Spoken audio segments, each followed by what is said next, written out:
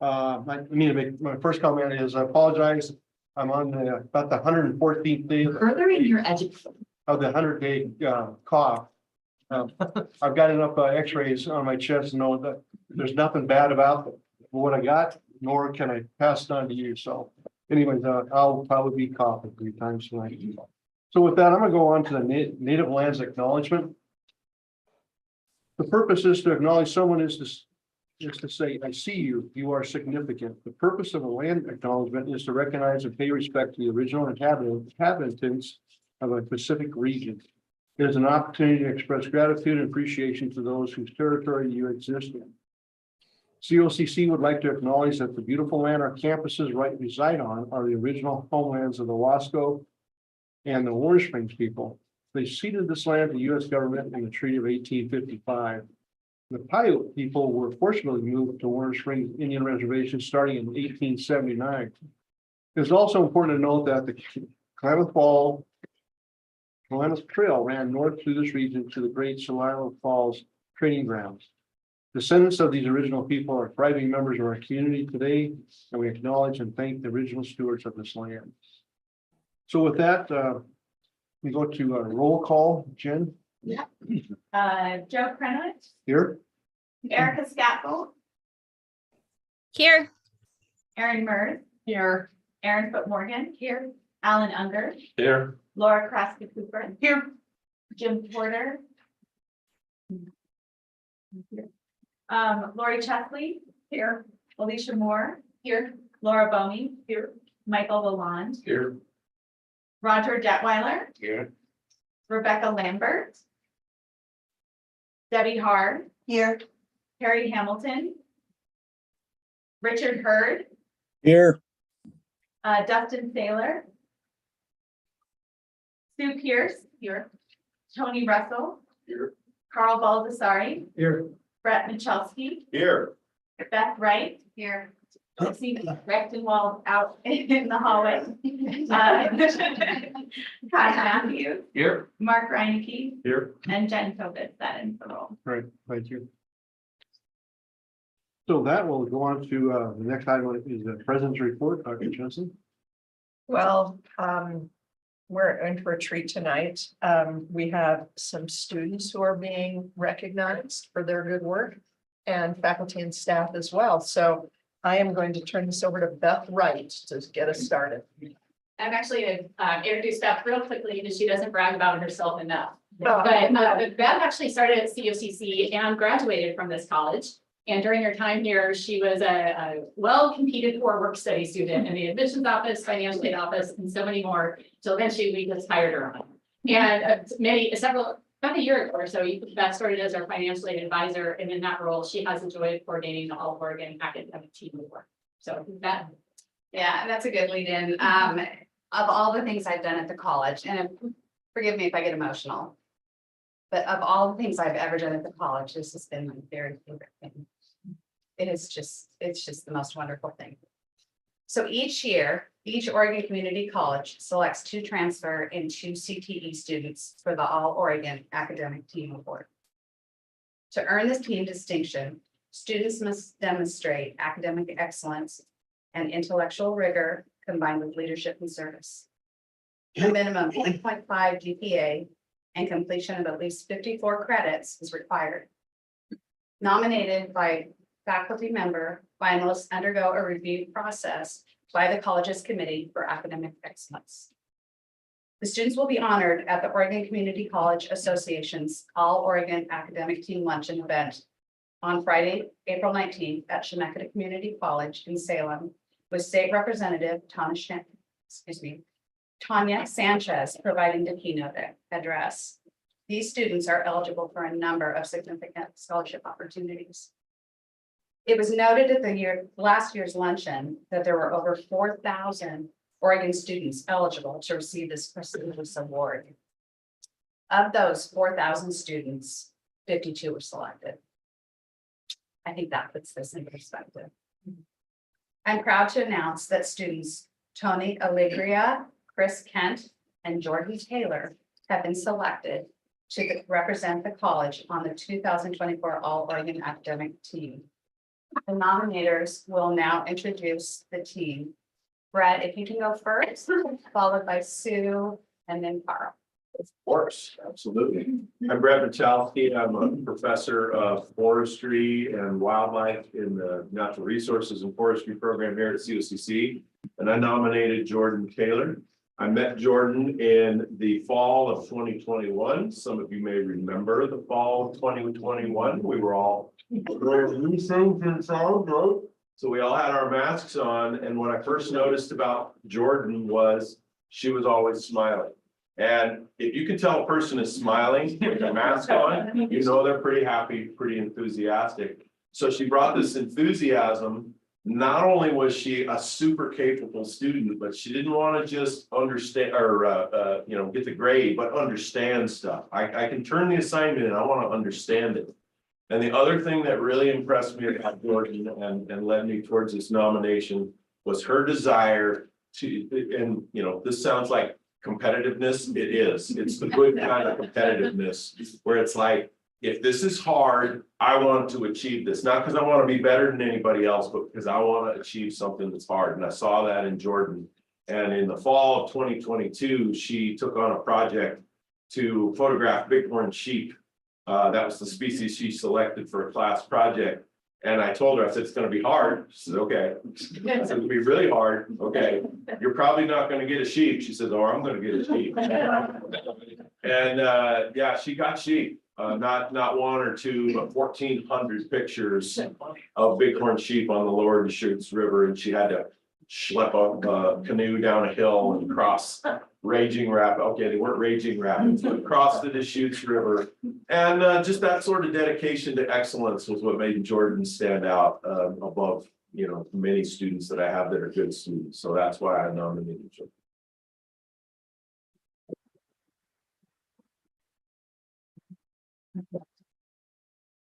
Jordan, so we can all see it.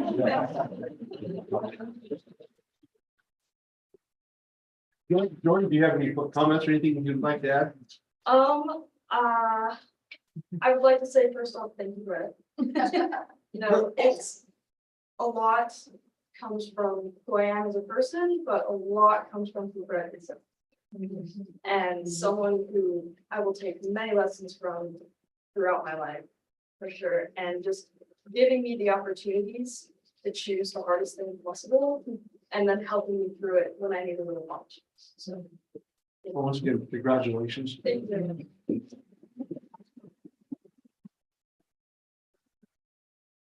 you. Hi, I'm Sue Harris, and I've been the school certifying official here at COCC for about 7 years, and I've recently changed in my role to the IPAC Book Rehab Career Coach. And it was through the school certifying official that I got to meet and work with Tony, and this is who I'd like to introduce. So I'm excited. I'm going to read them. Sorry. I'm excited to introduce Tony Alegria and share why I nominated him for this award. Tony is an extraordinary individual, both academically and personally, and it's been an honor to witness his journey at COCC, both as a dedicated student veteran and a committed veteran work study team member. I had the privilege of assisting Tony before his time here at COCC, guiding him through the intricate process of utilizing his VA education benefits. Right from the start, Tony impressed me with his thoroughness and determination as he researched aviation degree programs to fulfill his dream of becoming a pilot. He wasn't looking for just any school, he wanted the perfect fit. And boy, did he do his homework. I am pretty sure he memorized me.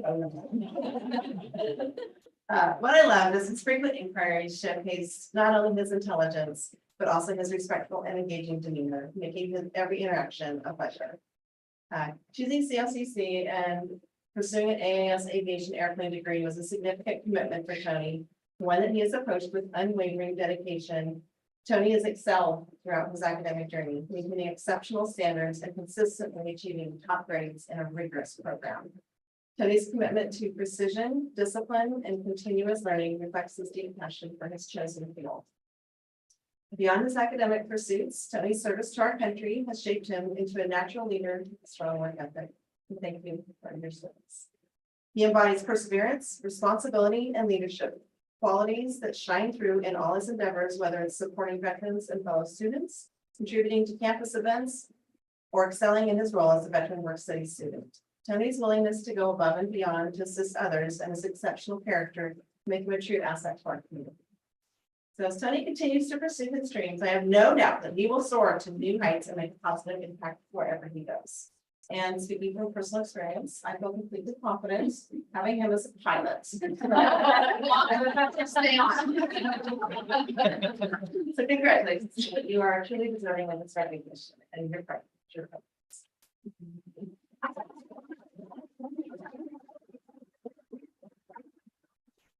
I want to start by just thanking Sue.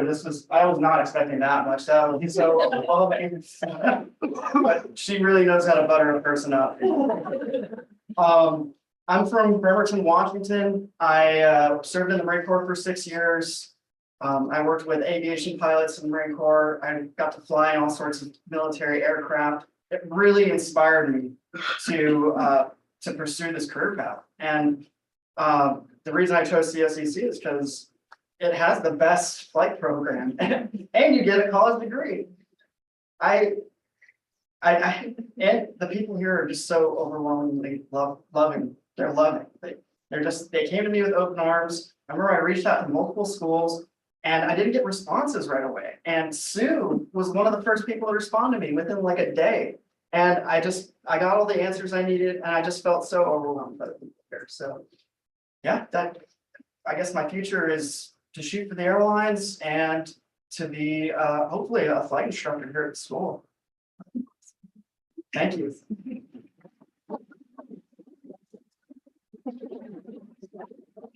Thanks, Tony. Carl. I'm still trying to get my head around how two aviators actually made it to this. Proper pilot. So good going there. And I also wrote my remarks because my memory's not what it used to be. So I'd like to first mention how Chris's relationship, Mrs. Chris Camp, by the way, my nominee, how his relationship with COCC was established. Chris was transitioning from a previous career in the Army, and COCC provided that platform. Chris desired to complete his education, and COCC was a top choice, similar to what just heard from Tony. Chris wanted the challenges associated with developing a new technical skill set, and COCC delivered that challenge. Chris was looking for a place compatible with his veterans' educational benefits, and COCC offered that option. So Chris validates essentially COCC's existence in the most positive ways. Next, how did Chris wind up here tonight? Chris's schedule is a full-time academic load and flight training regimen that requires his presence at the Bend Municipal Airport 12 to 15 hours per week. Each training hour at the airport demands at least 1 hour of preparation or self-study. That's at least. Combined with on-campus academics, the sector can easily reach well over 40 hours per week. I wish I could say that every student pursuing a degree in aviation is mature, professional, and dedicated, but as you might imagine, that's not always the case. Chris, however, demonstrates the high level of maturity and professionalism demanded of a professional pilot, and this was evident, in his commitment to his education, his training, and ultimately pursuit of a career in helicopter aviation. He consistently achieves the level of preparedness and safety necessary for success as a professional pilot. Chris not only has met this challenge, he has exceeded expectations with performance that rivals top graduates in this 17-year-old aviation program here at COCC. Chris is on track to complete his training in the spring-summer time here coming up, including 5 federal aviation administrations and over 200 flight hours as an instructor.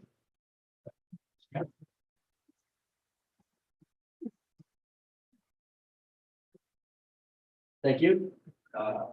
That's a lot. No, it's a lot. It is. I appreciate it, and it's a big achievement to kind of get this far. There's a lot of time and dedication going into it, and I appreciate the advisors that put their time into this. A lot of the schools, like Tom mentioned, the VA connection with the colleges just isn't there. COCC really steps forward and brings that to the table. I originally came from upstate New York. I tried my time in the military. Moved around a lot. I feel like I've been forced all over the place. I originally came from Tennessee to Oregon to do the aviation COCC program. And just that track record with the VA, That's really important. There's some schools out there like 2019, just don't even call you back or just not interested in what's going on. I plan to finish my degree over the summer here and hopefully get a job, flight instructor here. I'm also doing and finishing up secondary forestry as well.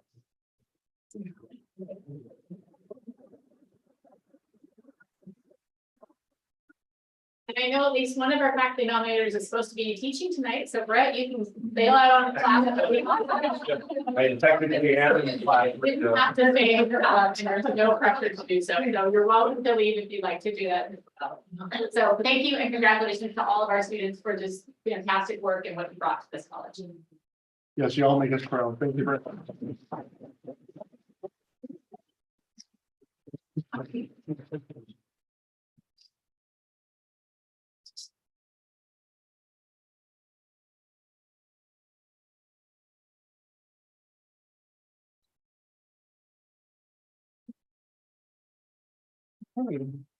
We're on to faculty recognition.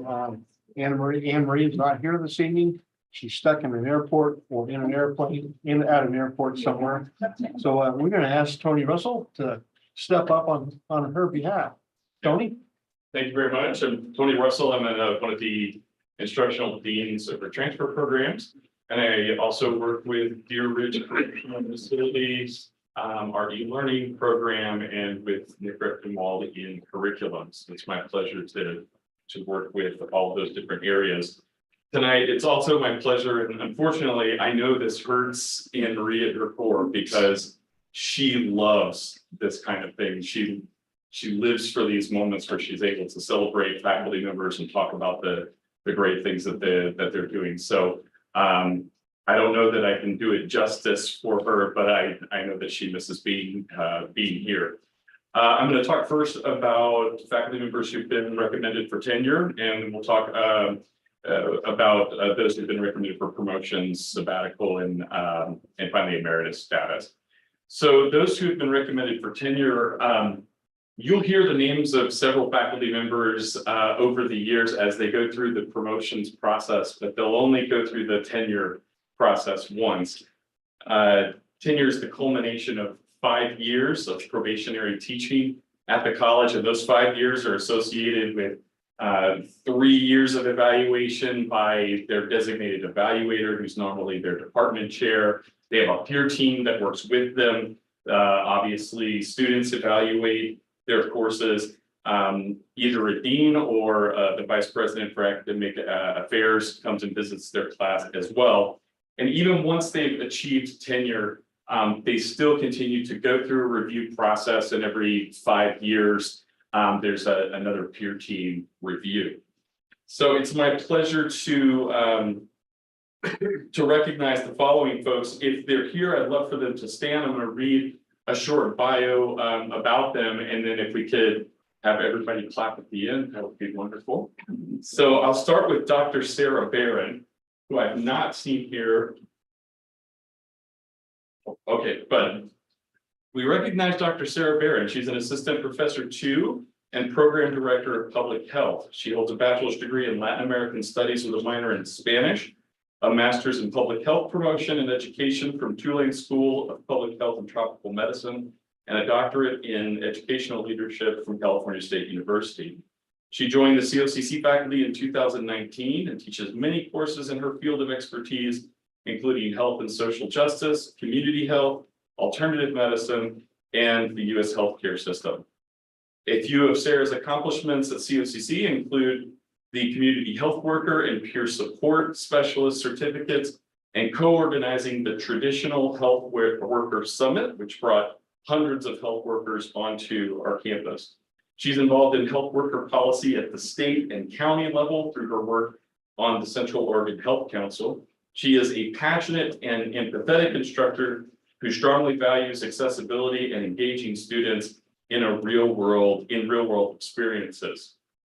If Sarah were a train, she would be named Progress, and you would not want to stand in front of her, which is why I enjoy working beside her. Teresa Deschaux is here with us. Teresa is an assistant professor 2 of human biology.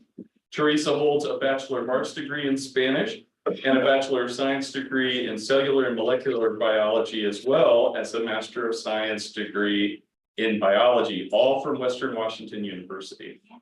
Professor DeShao teaches all levels of courses in anatomy and function, as well as human anatomy and physiology. She served on the Diversity and Inclusion Committee, volunteered with the Latinx Mentorship Program, and volunteered her knowledge and insight into biology and STEM careers in numerous regional high school science and career fairs. And it's not listed here, but she brings a lot of those folks on campus, and they are awesome to meet with. She is passionate, caring, and inspiring, and she demonstrates her dedication to making learning about biology relevant and accessible every day. Melinda Giswali is not with us. Melinda is an assistant professor too in nursing, having joined the institution in 2019 as a lead faculty member for the second year nursing team. She holds a Master of Nursing degree in Community and Public Health from the University of Texas, Austin, and a Bachelor of Science in Organismal Biology from the University of Kansas, Lawrence. Melinda's expertise spans mental health and community-based learning, where she specializes in ADA accommodations for nursing students. She is known for her kind and supportive nature, always willing to try new approaches to enhance the educational experience. Melinda's dedicated and engaged, and she's valued for her knowledge and caring for her students' success. What's not written here is she worked for a long time as an adjunct faculty member until the moment was right to come on as a full-time professor, and I enjoyed working with Melinda. Dr. Pat Connolly, he's an associate professor and program director for the Geographic Information Systems program. He joined the COCC community as a full-time temporary faculty member in 2019. He's brought over 3 decades of professional and instruction experience that produces a unique teaching approach, emphasizing less guidance over time to enhance critical thinking and self-reliance that students appreciate. Pat's impact extends into the local community and the academic field, notably through training instructional staff and contributing to the AP curriculum in local high schools, and through regular presentations and publications within his discipline. Patrick's leadership has driven program enrollment to double in just 4 years. It's not mentioned here that he's going to go do a really cool cartography project in Tanzania for a sabbatical next year. That's in your packet as well.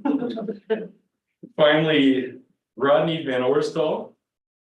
Rodney's an assistant professor too of paramedicine in the Emergency Medical Services Department at COCC. Rodney holds a bachelor's degree in mathematics from Michigan State University, an associate degree in fire science technology from St. Petersburg College, and a certificate in emergency medical technology paramedic from Manatee Technical College. Rodney teaches a variety of courses in the EMS department at COCC, including the paramedic certification sequence, crisis intervention for EMS, and advanced and pre-hospital trauma life support. Rodney is also involved with the American Heart Association and local and state EMS. Those are all of our faculty members who are recommended for tenure. We could have them stand, those that are here, and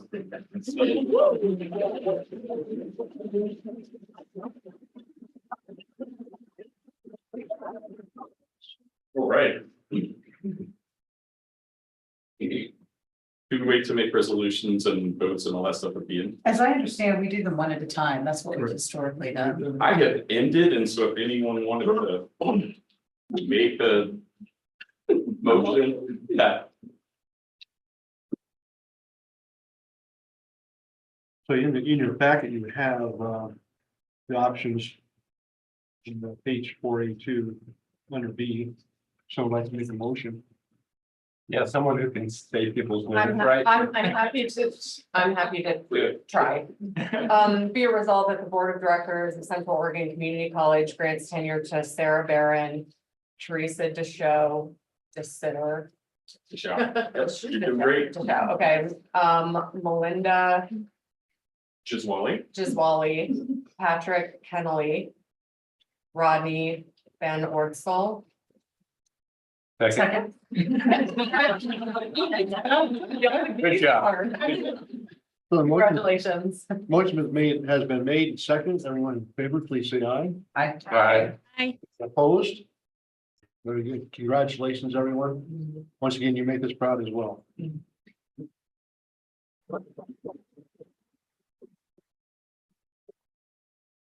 Okay, for folks who have been recommended for promotion, I'll read through their names and just give you an idea of where they teach at college.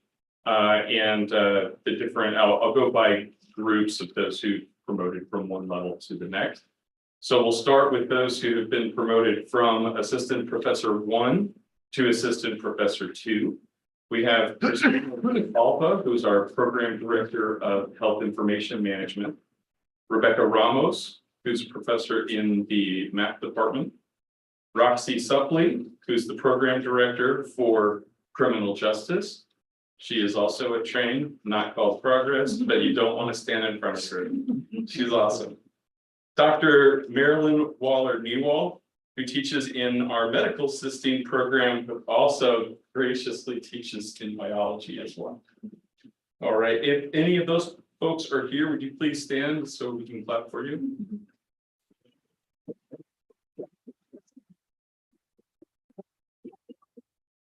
All right, folks that are moving from assistant professor 2 to associate professor.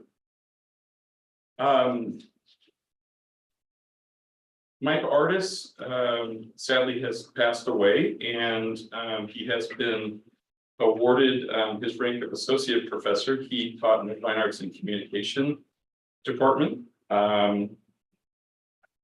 When I came to COCC in 2010, I began by teaching in the summer before the academic school year started, and Mike taught 2 doors down from me.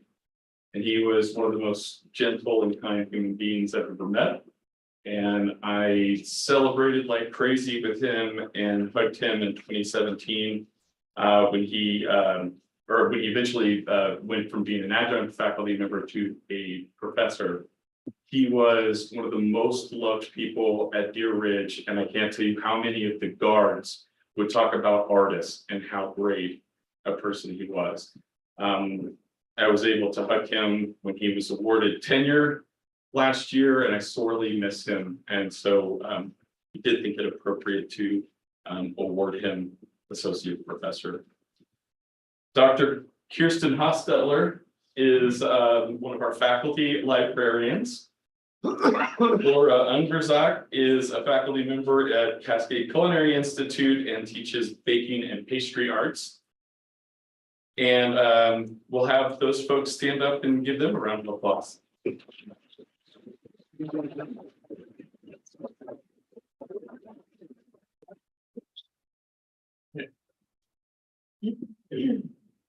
For folks moving from associate professor to professor,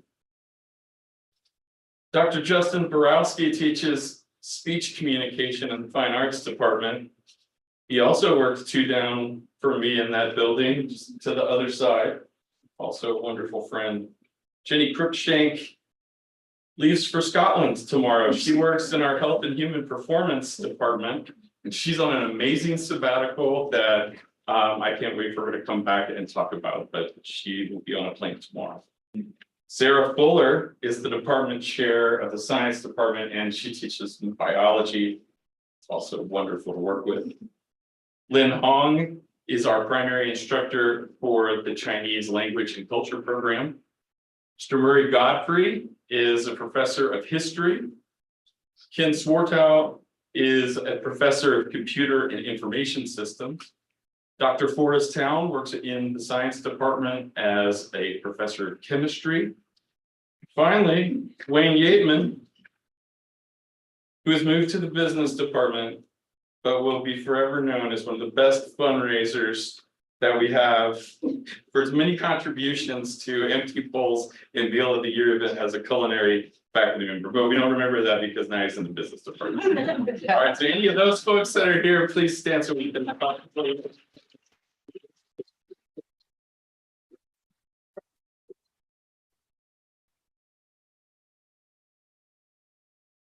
I'm gonna pause for anyone who wants to make a motion. I'll point out that you don't have to read the names for this one. Oh, okay. Then I'll do it. Be resolved, the Board of Directors of Central Oregon Community College promote the faculty as recommended by the promotion committee and introduced by Tony West. Second. Motion is seconded, or made and seconded by Aaron Mertz. Everyone in favor, please say aye. Aye. Any opposed? Great. And we, Erica, we are watching your hands, so we know that you're voting. Once again, thank you very much, everyone. Congratulations.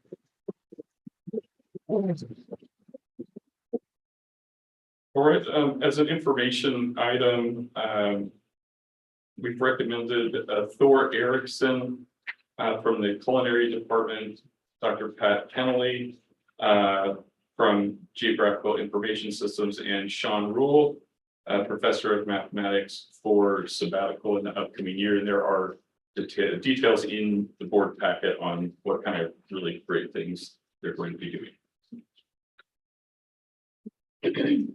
The final item is also one that's up as a resolution. So this one is the promotions committee has received nominations for emeritus status, and those who have been recommended are Lillian Foreman from Fine Arts and Communication, Becky Plassman from the math department, Kiri Sinning from the nursing department, and Liz Coleman, member of the math department.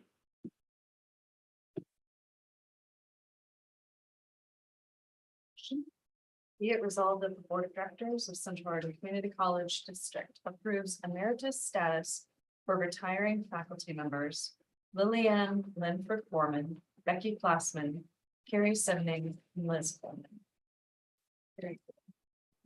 Second. Motion has been made and seconded. Everyone's in favor, please say aye. Aye. Any opposed? Okay. Once again, thank you very much. All awards and acknowledgements are very well deserved, as well as, once again, it makes us very proud as a board to COCC. Thank you very much. We have a celebration planned over in the library for our faculty members, so if they'd like to come with me, I'll lead them over. Or staying. Yes, that is also an option. To stay. You go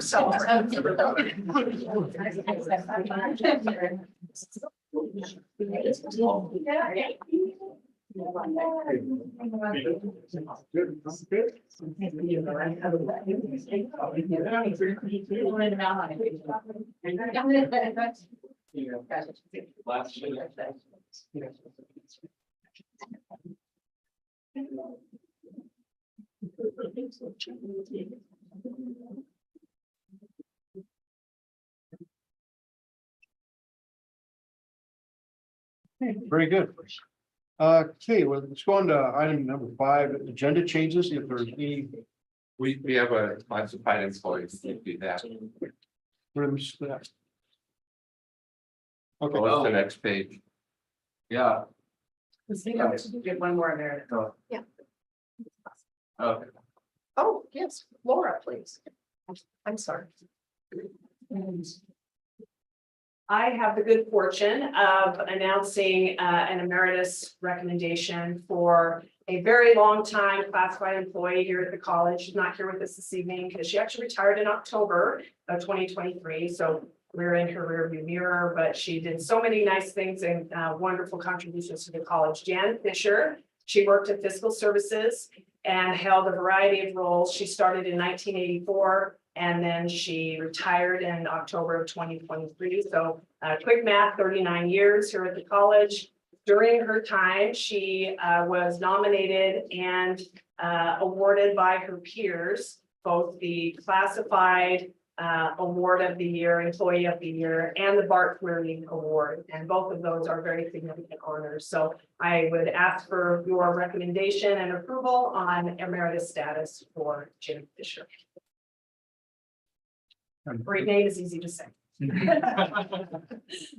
So be it resolved that the Board of Directors of Central Oregon Community College District approve emeritus status for retiring classified employee Jan Fisher.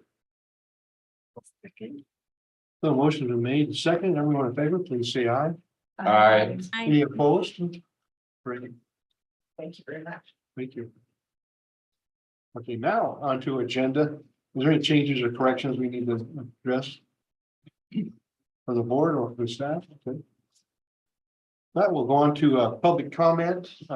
Anyone in our room, public comment? And what about the big world of Zoom? Okay. Thank you. Okay, we're at this point now to adjourn to the budget committee meeting. And we're going to turn this over to the last year's chair, Mr. Detweiler. And I'll turn it over to you, and we do have elections if we want to have any changes. Laura, how are we doing? I'm gonna have to defer to Mark. This is a 6-person. The budget committee has 6 members and 3 are here.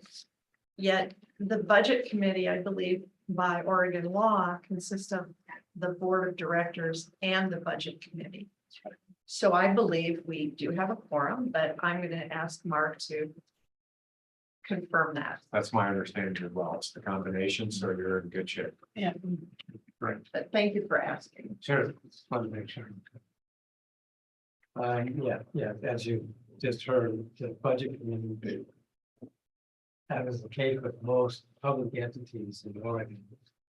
Consists of governing board of equal number of public members. We'll consider the budget of these institutions. I'll entertain motions for the chair. Next year, I guess. So you've been budget chair for 3 budgets? I don't think that meant. Well, I just was saying, maybe it's time for Debbie to step up and be chair. So I'd nominate Debbie Hall. That's fine. You accept the nomination. All in favor? Oh, we have a second, I guess. Everyone votes. Everyone votes. Yeah. But you need a second. Yeah. Chair.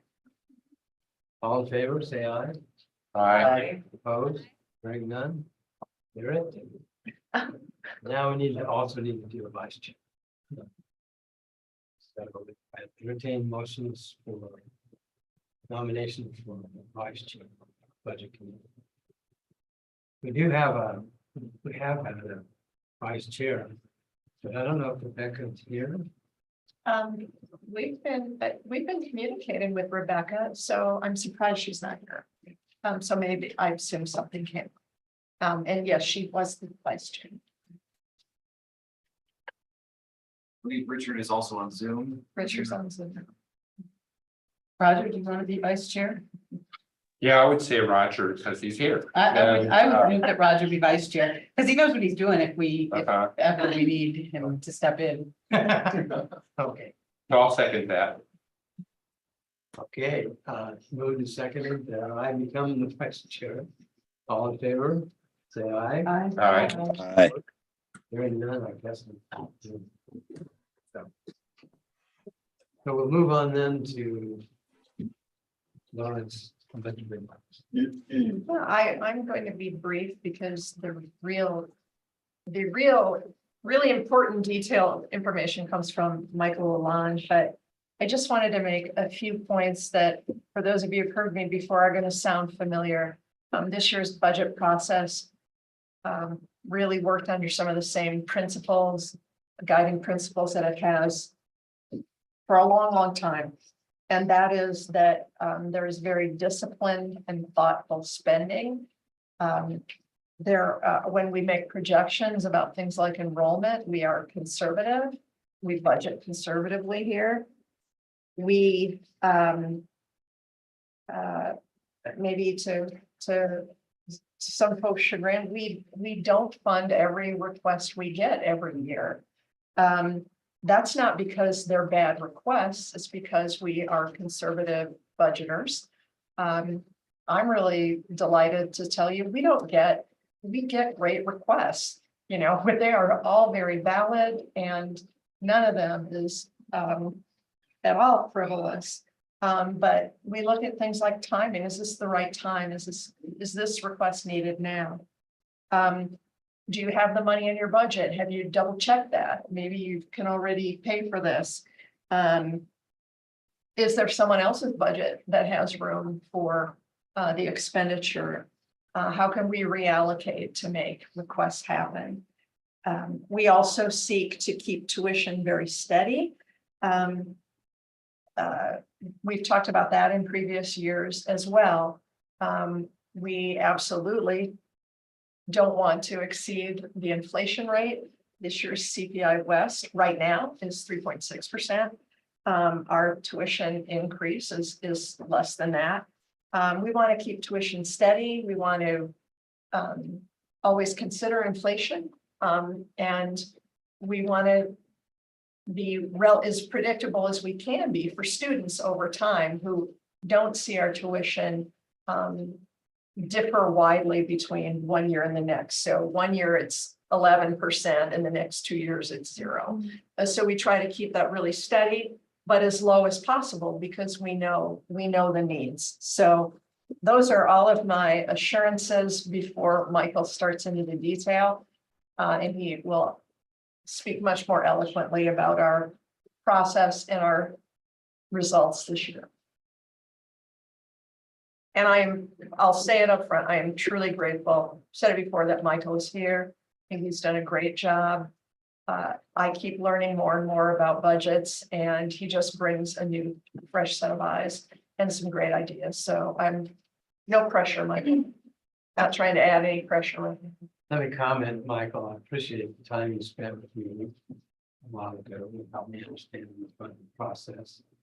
And also to talk about the reserve issue, which you very thoughtfully reviewed and recommended.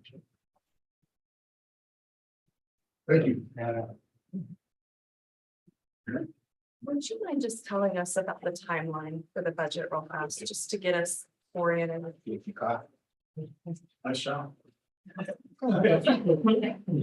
So welcome, everybody. Thanks for spending time here with us and giving your insights and expertise into this process. It's the first time I've been through, so I'm learning myself. So the budget process, we start in about October and we calculate fringe benefits and then we get information about PERS, which is the retirement program. We post all the fiat forms. Fiat is basically a committee that gets together and reviews every new request. Every capital request that is in the general fund. So then in November, we run budgeted versus actual salary report, and then we review it because sometimes there's vacant positions and we have questions like, are we ever going to fill this or not? So then in December, we roll the budget. Okay. Roll the budget means that we put all the current positions in the new budget and all of the recurring expenses that we usually have every year. Non-recurring expenses are not a part of the work. So really what we're looking for in the budget request process is anything new. Okay. Or an increase in one of our current expenses that can be substantial. Insurance is an example, utilities is an example. And then we input all the salary increases that are in contracts, right?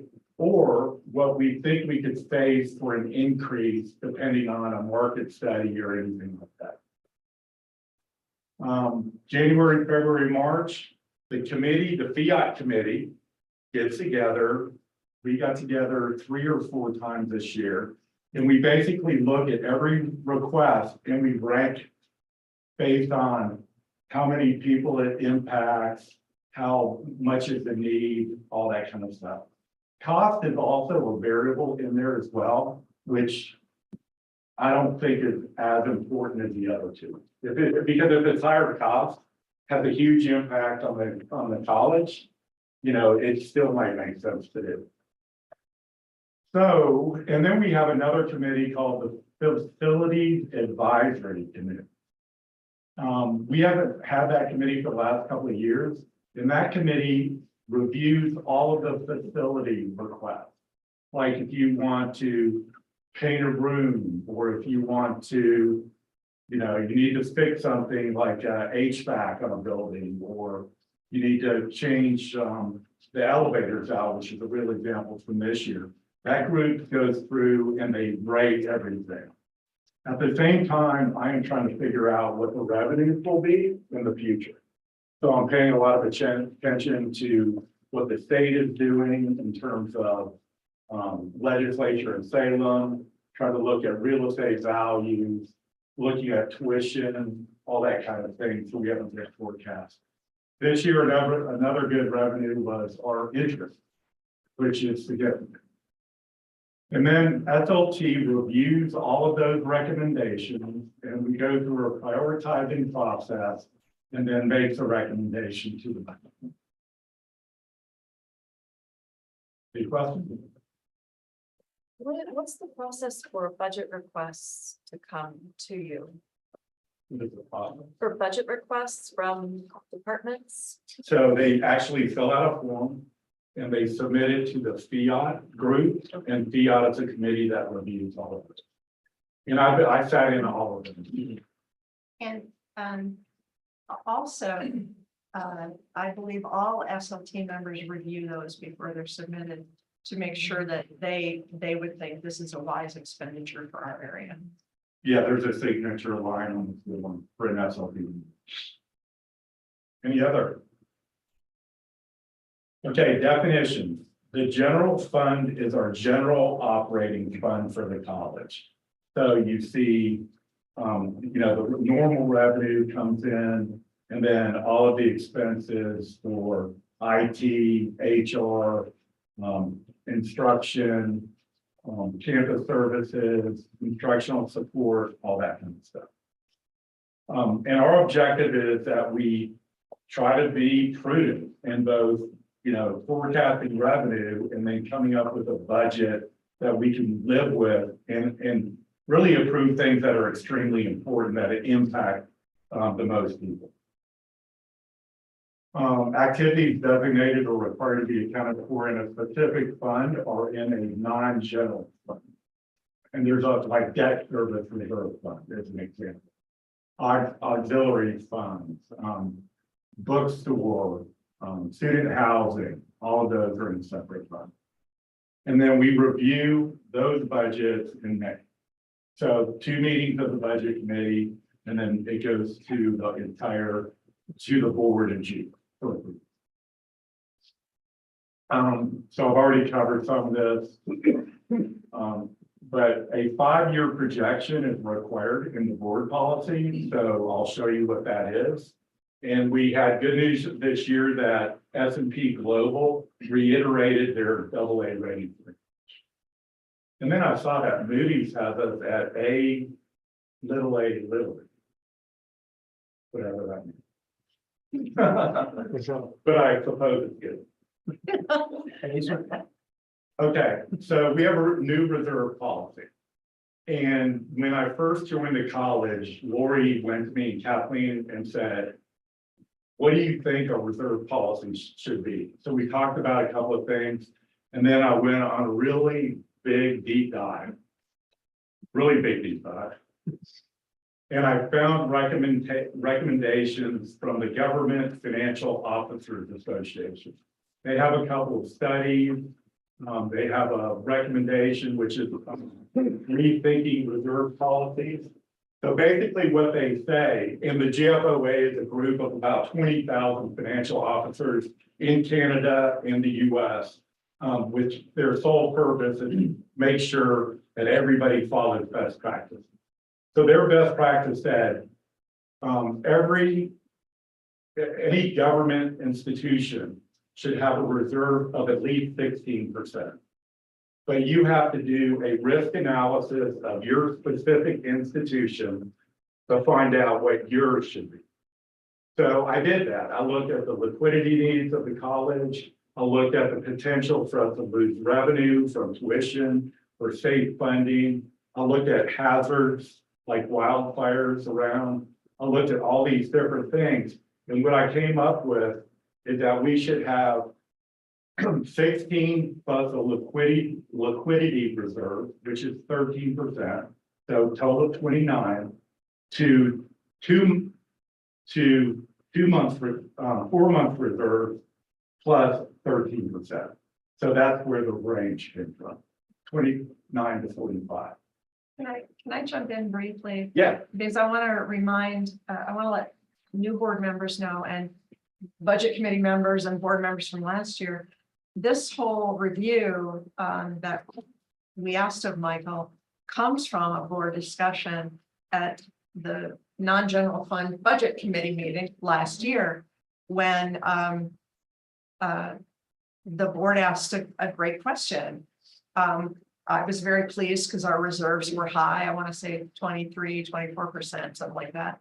And someone asked, I think really legitimately, well, if you have that much in reserves, why would you still be asking for a tuition increase? And so it led to a discussion amongst board members. What's the right number? What are we, what should we do? And so I said, you know, we're going to have a new vice president of finance and operations, and this would be a great thing for him to weigh in on. So this very policy and this action comes from your input and the budget committee's input and asking good questions. And Lori, I think it's worth noting that we spent a lot of time talking about it in depth at our retreat last year. Yes. Yes. 2 hours, I think. It's a lot of money. So the cool thing about this policy is there is a range, okay? And there is certain triggers, like if you go under 29% reserve, we have to come up with a plan to get back within the range within 2 years. If we go over 45%, then any additional money would be transferred to the capital projects fund to deal with all the deferred maintenance we have as a college. Plus, we have some big capital expenditures in Madras and possibly in Renton. So this would build up so we can afford to pay for the project. Okay? So all the money comes from revenues over expenditures. It only should be used for regular operating purposes or not be used for regular operating purposes. No reserve funds will be spent unless the board specifically approves it.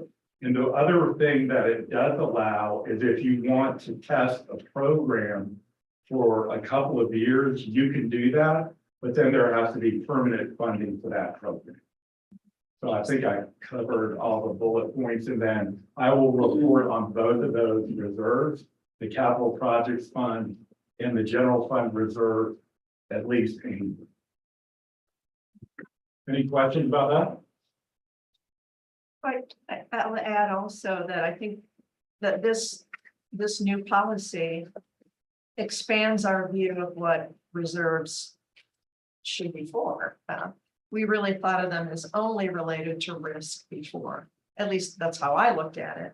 And I think what Michael's research has found is that you never want to use reserves for operating expenses or something like that, but it also can be a place where you can do some new things, or you can have some money available for major expenses that are just not, that are large enough that they just aren't going to happen in the regular budget.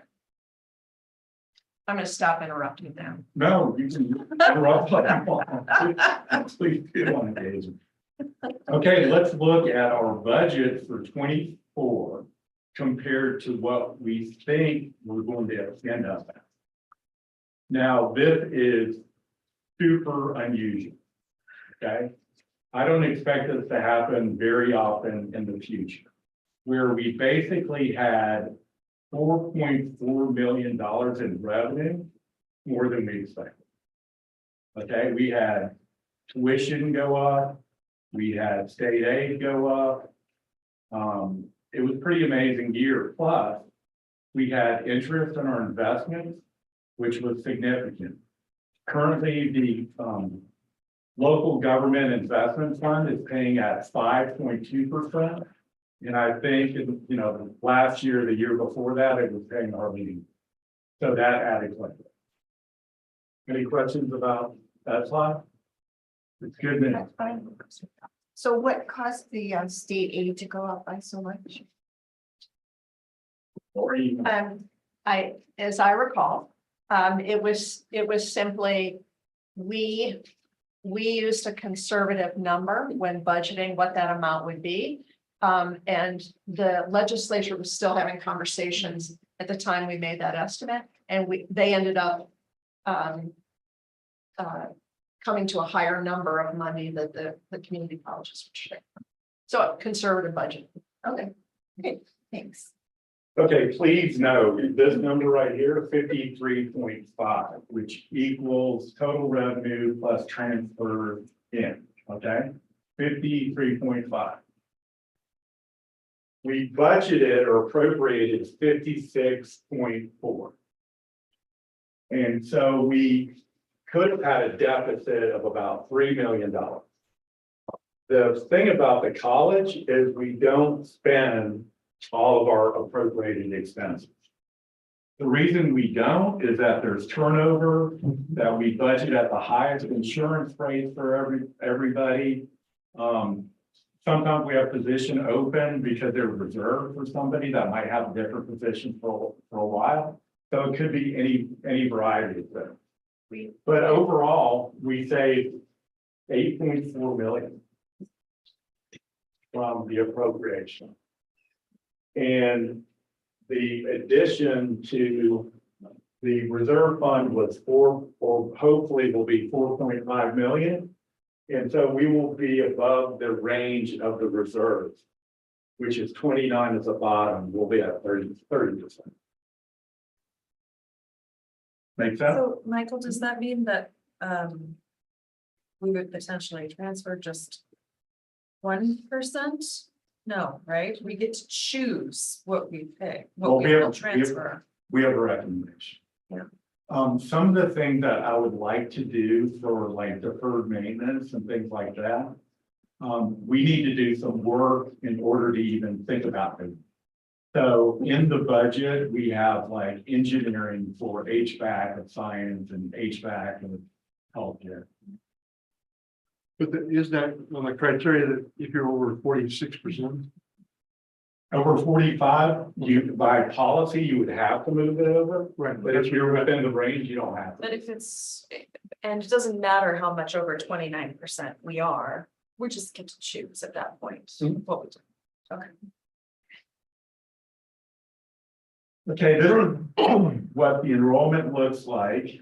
So it is actually up about 7%, and this is based on full-time equivalent students. And it's about up 7% from last year, just like most other community colleges. The high in enrollment was back in 2012, and then we're slowly seeing an increase of full-time employees. Full-time students. The interesting thing about this slide compared to this slide is our head count is actually slightly down. And I think it's down like 4%. But so fewer students are actually taking more classes. And that's how that is.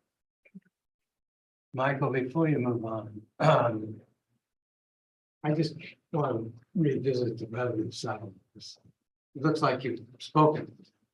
It's not clear to me what the difference is between what you have just said and what this document that I have that states the resources, the total resources. As I interpret this, you're looking at projecting a $15.5 million increase in resources. That's a 24.5% revenue increase. And I'm wondering if, which includes, as you mentioned, jump in interest income from 300,000 to 2 million. And all these revenue figures are just a matter of curiosity. Maybe you can speak to them. I will, but we're just not there. I'll tell you why that. Just a minute. Okay, so for later on in the board meeting, we will be recommending an increase in tuition, not fees. An in-district student, an increase of 2.54% or $3. Non-resident, $4 or 2.82%. And I can go down the list, they're up there. We recommend no changes in fees.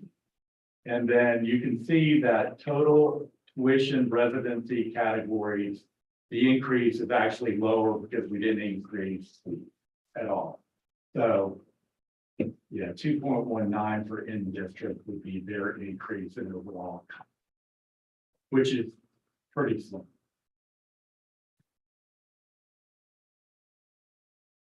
Other community colleges. So for a second, I want us to go back and look what we project, what everybody planned to do for 23-24 year. The average increase from 23 to fiscal 24 was 3.9% for all community. We were just under that. Some of the community colleges, actually, we were number 5 in the previous year, so now we're the 4th cheapest. So Clackamas actually jumped up. So this is all the information I have from all the community colleges to date. And so this looks like what they're going to charge for next year. So we still stay in the bottom third. The average increase was close to 2.5%, so a lot lower. Everybody was between 2 and 4, except PCC was at 3.6. Columbia Gorge was at 3.7% increase, and then Umpqua was about 3.6. So, and like I said, ours is going to be, if you accept the recommendation, 2.5. Well, really 2.5. Michael, could you just go back to that one right before the graph of the colleges? The first one. Okay. Thank you. Any questions? No, I was just looking at the fees. It's interesting. I think they're interesting. Because, I mean, they might say low tuition and then fees, make it up. But, so our fees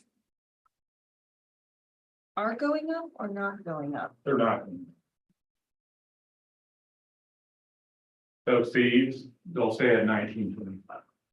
Okay. It's different schools, they don't all have the same fee.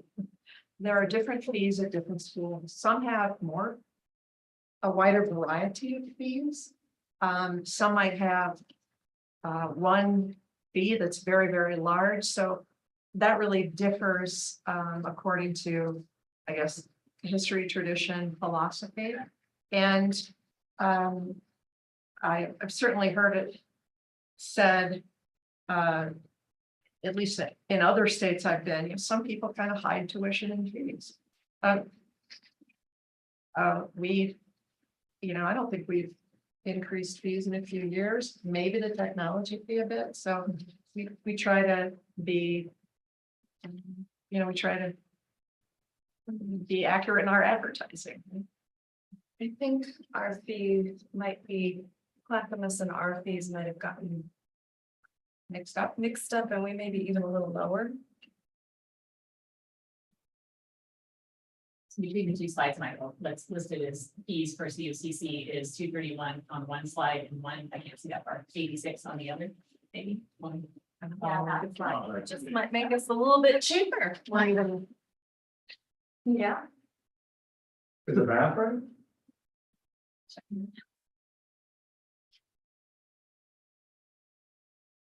231 is the actual. Last year, for my own bit. Nice. So it'd be Yeah, 231 for that. yeah. Got it. Okay. Not trying to point. Picked out an error. Sorry, dude. God. Maybe make us more. I can make it even more. Whatever. It is work by that is for a full-time load, so all of that will vary for students who are taking fewer credits, because ours are typically a per credit fee. Where other institutions, as Lori said, are all over the place. Some will charge a flat universal fee, $150, $300 to students. Some will charge a transcription fee. It's just so all over the board. Ours are a little more straightforward in that our per credit fee. And so that's where you get. So that does not include fees that are like specific to a particular degree. You know, these are what I would call a universal course or a registration fee. So if you're taking a class, aviation, nursing, culinary, that has specialized fees, that's an addition to that. That's separate. Yeah.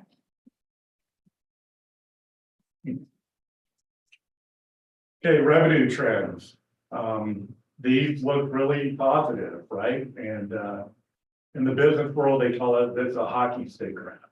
But all indication is that this is what we're going to look like. Property taxes have been going up 5 to 6% per year. Tuition and fees, you know, we're estimating a 1% increase in enrollment, a 3% increase in tuition. And then state aid generally increases about 3% per year. So that's what I use.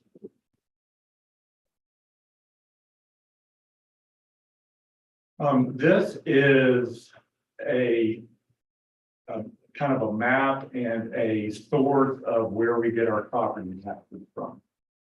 And the, for some reason, you can't see your notes on the screen, so I'm trying to go off the memory off of some of this stuff. But Jefferson County and Crook County property taxes grew faster than Deschutes. That was pretty surprising too. And Deschutes grew at, I think, 5.6% or something like that. So we're seeing growth from every county. Will we see a big bump from data center stuff when it comes into play? I would think so. Yeah. So what I've been told is that they come on the roll this year. Yeah. So it should be significant. I I think, thought it was 2026. remember, I don't remember. I have a letter, but I thought it was this year. It could be something. But with the Deschutes public instruction in this town, it could go up significantly. Okay, you want to talk about the state funding formula? No. I need it now. Okay, what happens in Salem is they say, this is the amount of money that the state will give the community college, right? And then what they do is they say, okay, how much money are all the community colleges getting from property taxes? So they have something called total public resources, which is the 623 million, okay?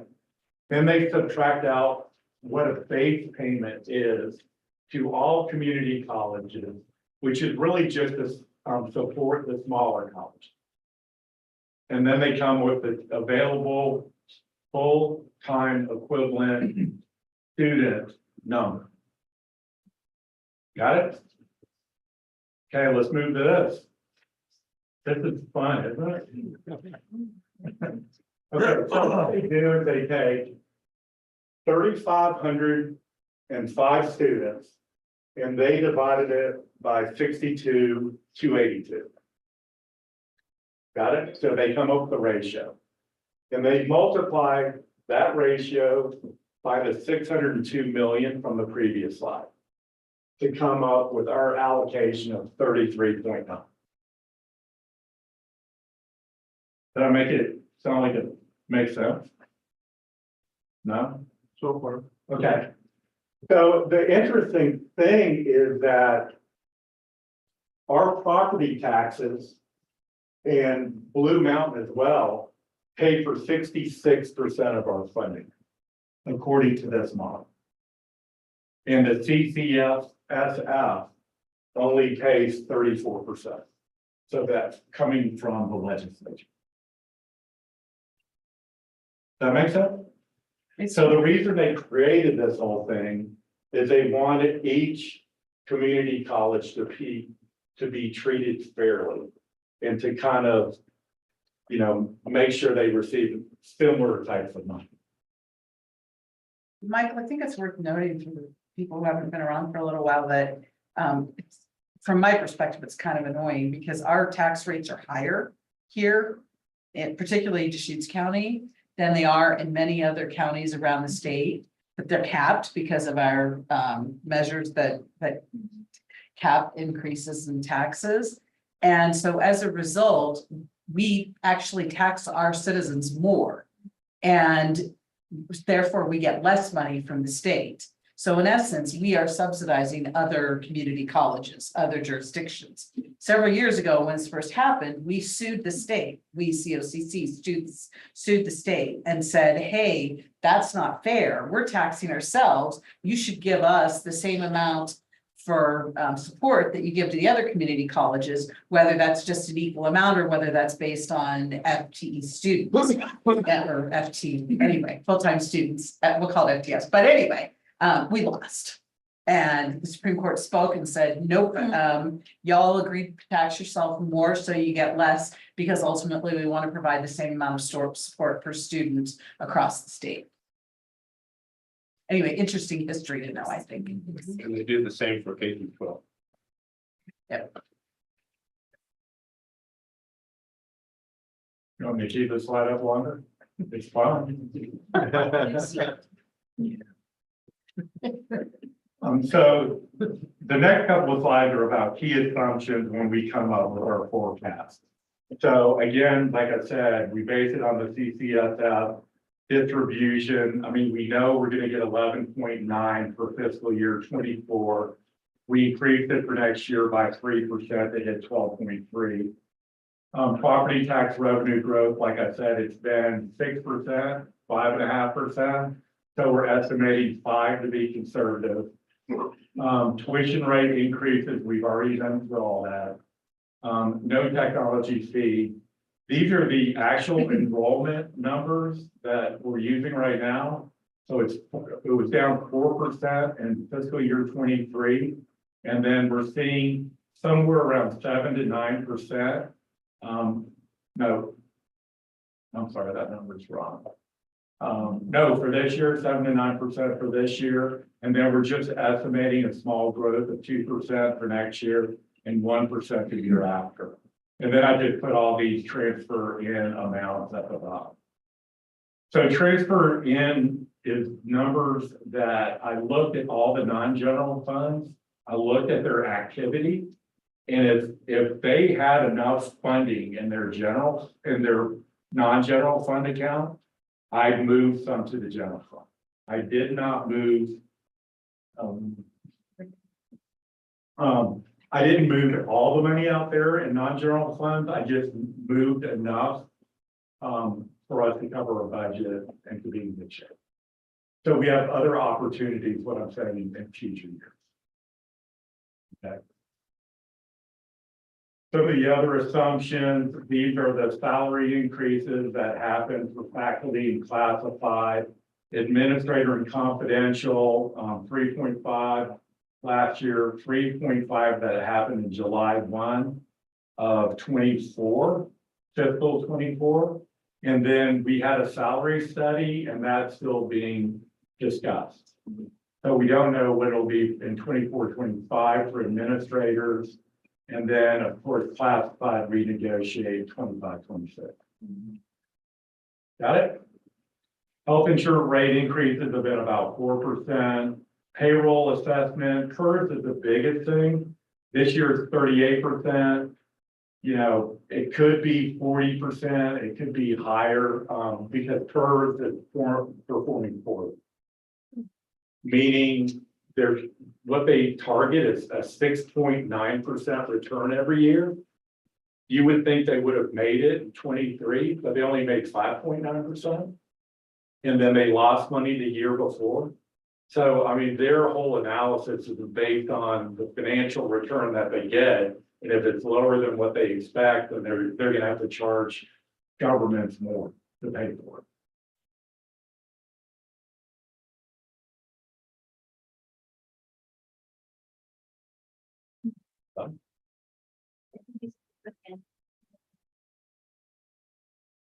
All right, sorry about these charts. But this is actual 22, actual 23, projected 24, and then what we project for the next 5 years.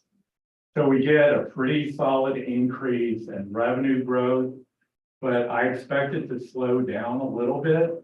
We're not going to have the interest earnings that we had, you know, this year, probably next year. And then our salaries, you know, when we do contract negotiations, our payroll assessments continue to grow. I put a materials and service growth of about 2 or 3% and kept capital outlay about the same.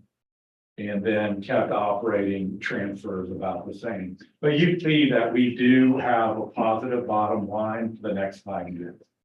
And what we're projecting for 25 is to be 3.1 million. And then we stay above the reserve percentage for the entire time. Which is that number right here.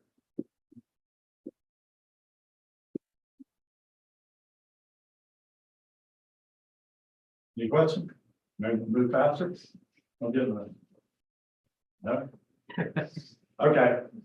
The reason I put this up on the board is because, again, like last year, we estimated revenue to be 53.5. We appropriated 56 million. So we were planning possibly for 2.9 million, but we really know how it works. We underspend quite a bit, and then we have a positive bottom line. So we're doing the same thing this year. And I know I told you months ago that I don't like doing this, but now that I understand it better, I don't have a problem to say that we can appropriate 65 million, even though we plan on 62 million in revenue, because I know we're going to save quite a bit of money during the course of the year.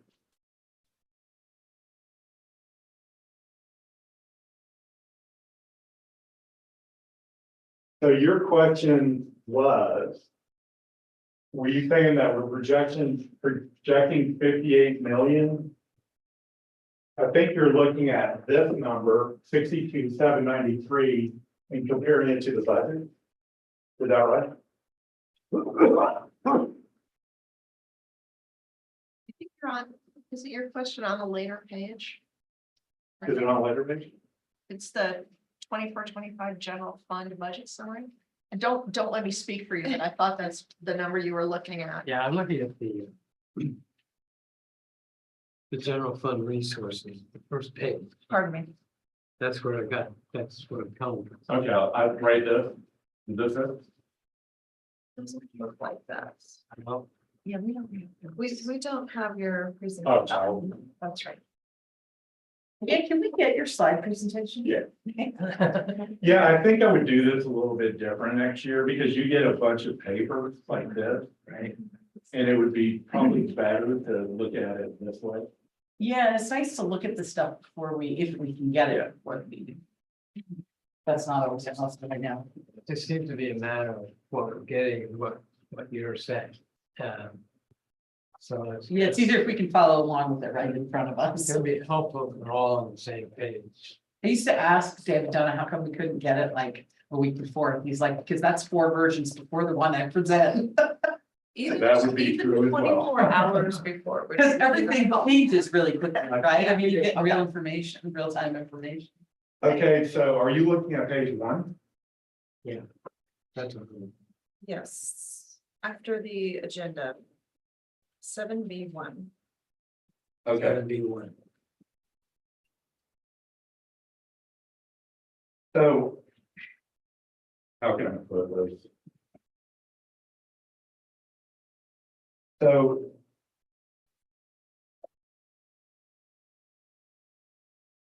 So we expected resources of 53.5. Right? And it was actually. A lot higher. In actuality. So I think what we have is compounding additions to the. That's not right. I can't explain it right now. I'd have to do the math real quick. But I think the difference is that our revenue was much higher than we expected. So are you comparing total resources bottom line in 24 and 25?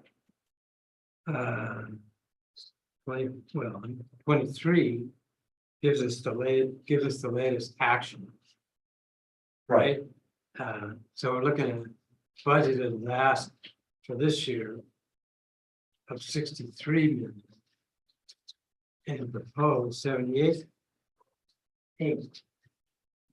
That's what we're talking about to approve. If we do this budget. So according to that, and this may coincide with what you were saying, but according to this, you're looking at a $15.5 million increase.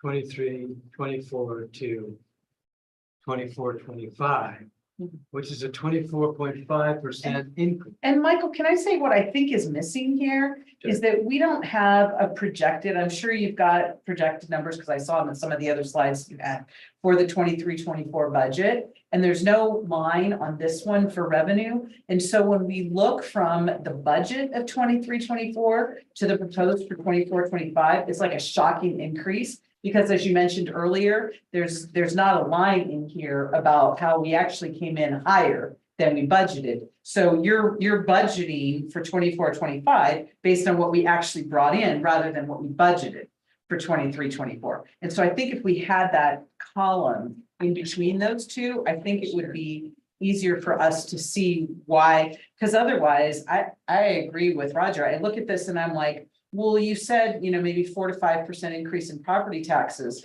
but I was trying to do the math and I'm a little challenged on that. So I gave up on that, but trying to go from 41.8 to 23.2, that's more than 4 or 5%. That's as much math as I know. And so I was like, trying to figure out how we got to, how did we come to that projection? And I think what you're saying is that it was based in part on what we actually ended up getting revenue wise in this past year, or what we're projecting we'll have by the end of this year. Is that accurate?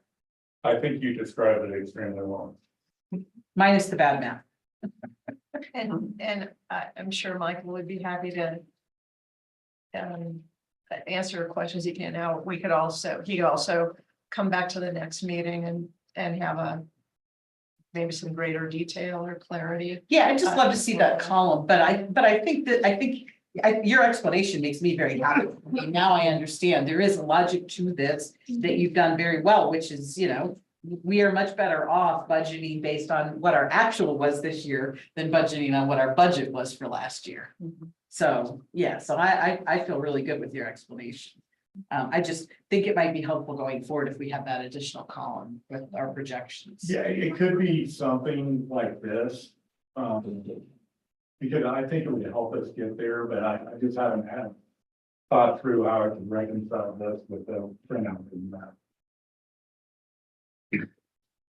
Yeah, and we appreciate Mike. This is the first time you've done it. It's I remember asking lots and lots of questions of David and finding out how many versions they have to go through and how the data that you're getting is in real time, like daily. I would like to say though, as we're sitting here, I am remembering last year, and this same issue came up. And the budget is particularly complex in the way that a lot of other PowerPoints aren't. And for the second budget meeting, we did bring print copies and we sent them out about 24 hours before. And so we can do that. It is my it is my forgetfulness that we didn't do that this time and then continue next time.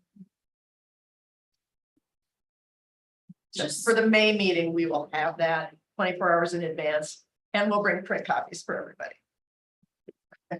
Yeah, I was trying to figure out how I can show it on this sheet, but I can't, because it doesn't have the ending fund balance for the budget in 24. If I had that, then I could probably reconcile it. You see what I mean?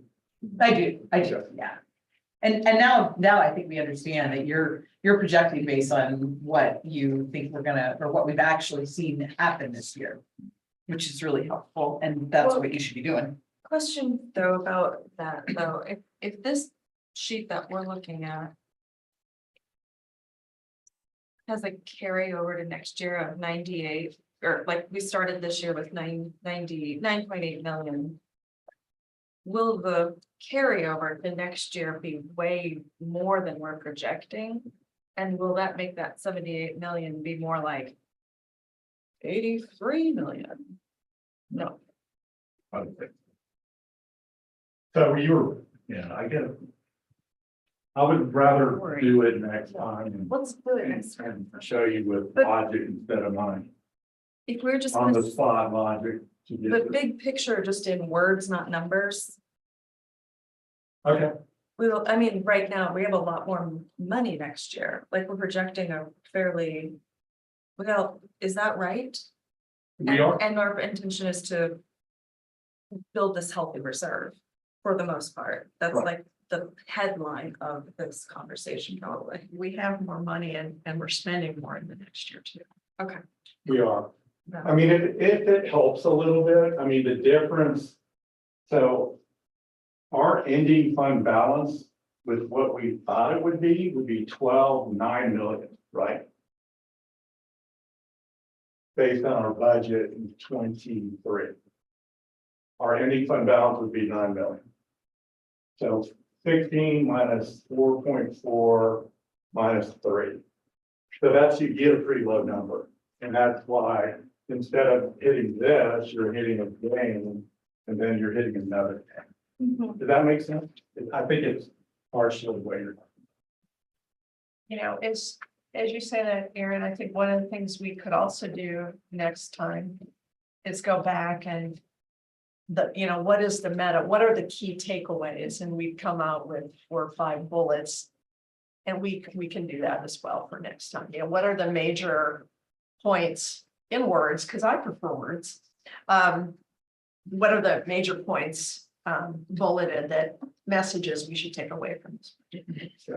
Can I ask for one thing too, for next time, which I didn't expect to see today, we usually would see at a later meeting. But one of the things that I have found extremely useful through the years is that David used to give us a list of items, specific budget items that were increased or decreased by more than 10%. Yeah, that's great. And that just was because a lot of these individual line items, like we go, most of us, I think probably all of us go through and try to look. But sometimes it's, I don't know, it's a lot. And so if you can give us the top things that changed, and the cutoff we've used in the past was 10%. And that gave us a good place to, sort of look at what our priorities are and, Well, I guess in the past too, I've asked something in the way of the narrative. I've prepared budgets for many years for a lot of organizations. And it always accompanied the numbers with words to try to explain how we got to where we did. I only see resistance to that here. And I think where we are with this problem is that maybe you might want to look at that. but Roger, I always think of that narrative as after you put the budget together. Yeah. And what we're doing is we're putting a budget together. I mean, we're getting recommendations from staff, but it's not a budget yet. Well, except staff reaches recommendations based on a discussion about where they want to be with this. And it's helpful to have the benefit of that. They help us better understand how you arrive. Yeah, Roger, what I'll do, and it may not be what you're looking for, but we do have a narrative in our budget booklet that we put out. And I'm not sure if we've sent those to, we don't normally make a lot of paper copies anymore, we put on our website. But I'll send you that and see if that's what you're talking about, or you could give us a. Well, that better would, idea. but you know, you said that the last time. We have this narrative, Uh-huh. but I've never seen it. I've never seen anything like it. That gets to what I'm suggesting. So, So, you know, I'm happy to look at yeah, that. and great. See if that, sure.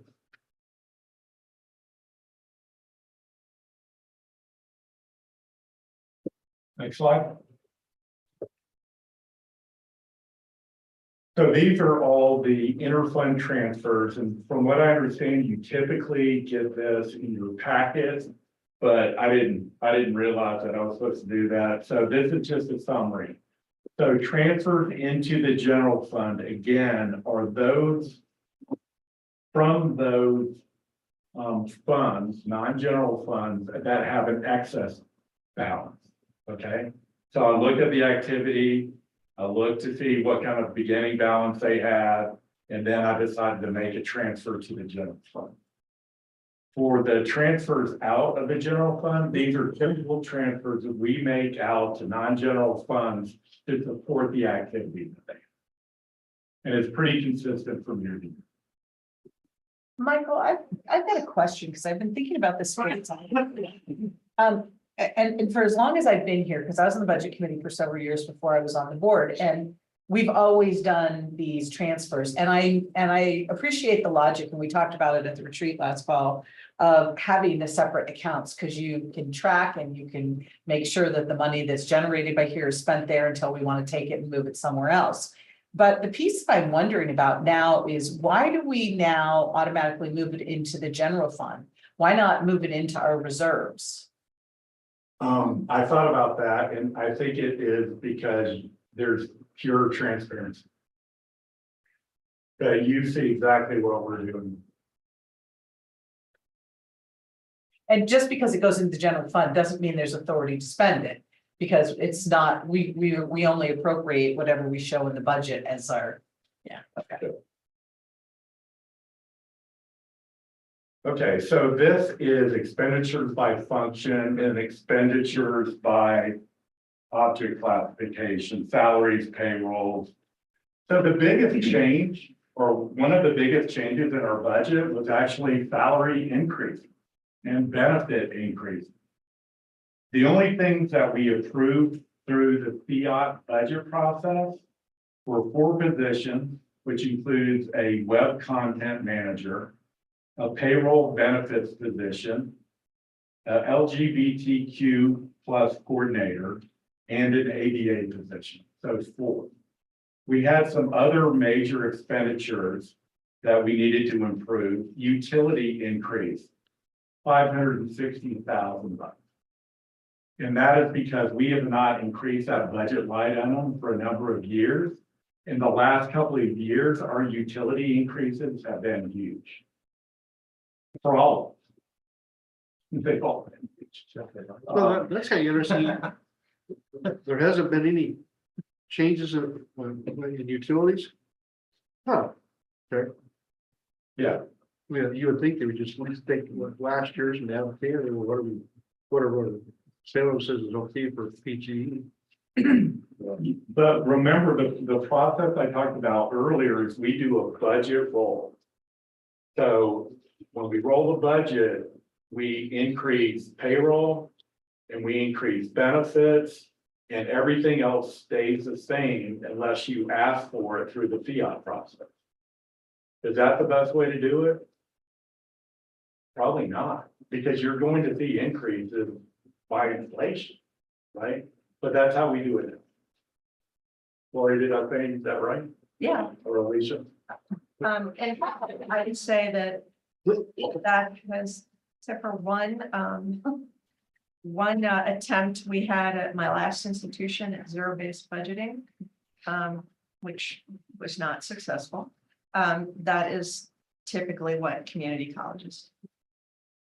So yes, you said that correctly.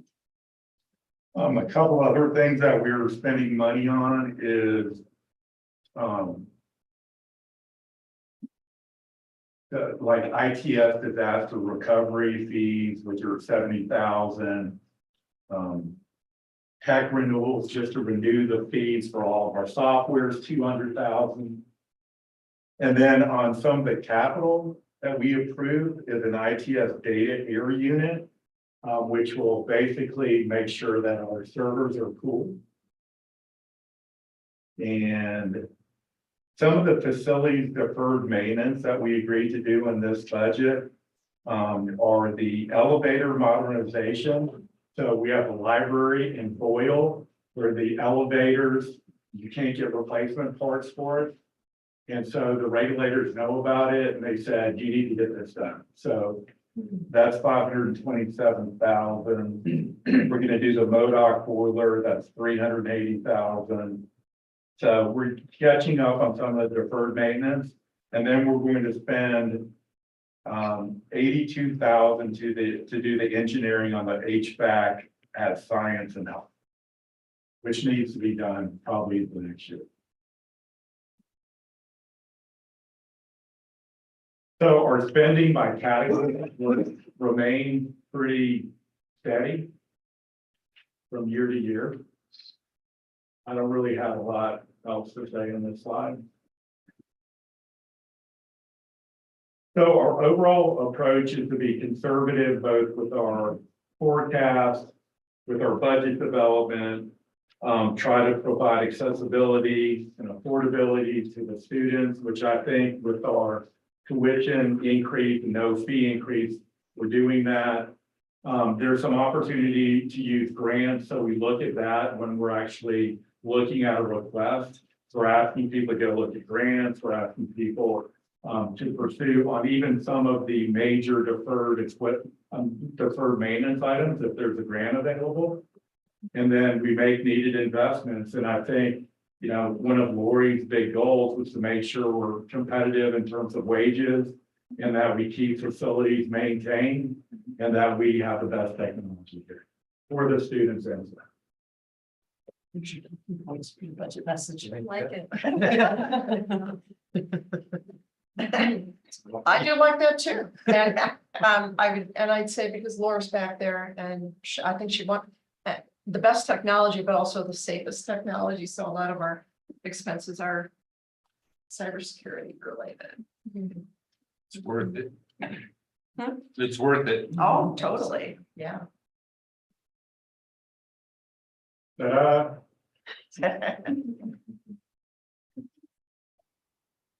What should we do between now and the next meeting to help get more prepared ourselves, our own homework? What would you recommend? I'll spend a little time with Kathleen, and I've spent a lot of time with Kathleen talking to her about how this works. But she's still on maternity, so I try not to bug her very much. Yep. Her little girl is named Erin. Well, I like. Or. But I'll see if I can put together maybe if you want written, you know, explanation of things and, you know, the PowerPoint in advance, we can certainly do that. Even if the PowerPoint is not exactly what I present, but it's 90% complete, I think it'll help. Thank you, Michael. I thought that was a good job. I did too. Thank you. Yeah. Very Don't get discouraged. informative.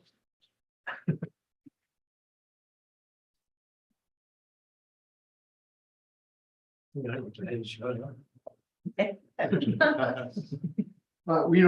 we didn't go to a Zoom. Richard, do you have any questions, or Erica? Who else is on Zoom? It's those two, it looks like. Yeah, No questions from Richard. okay. Erica? Erica's shaking her head. Yeah, I mean, I like spending on technology that's needed, so that's good. So that's my only comment. But no, I don't have any questions. We've been through this process several times. I know there have been different flavors, you know, with David Dona and now with Michael presenting. And I do think having the information ahead of time is really helpful if we can get it. I know we used to spend I think it was 3 different meetings walking through the same material every year, and now we're down to 2 meetings. So I think it'll be good. It's a lot to get your head around.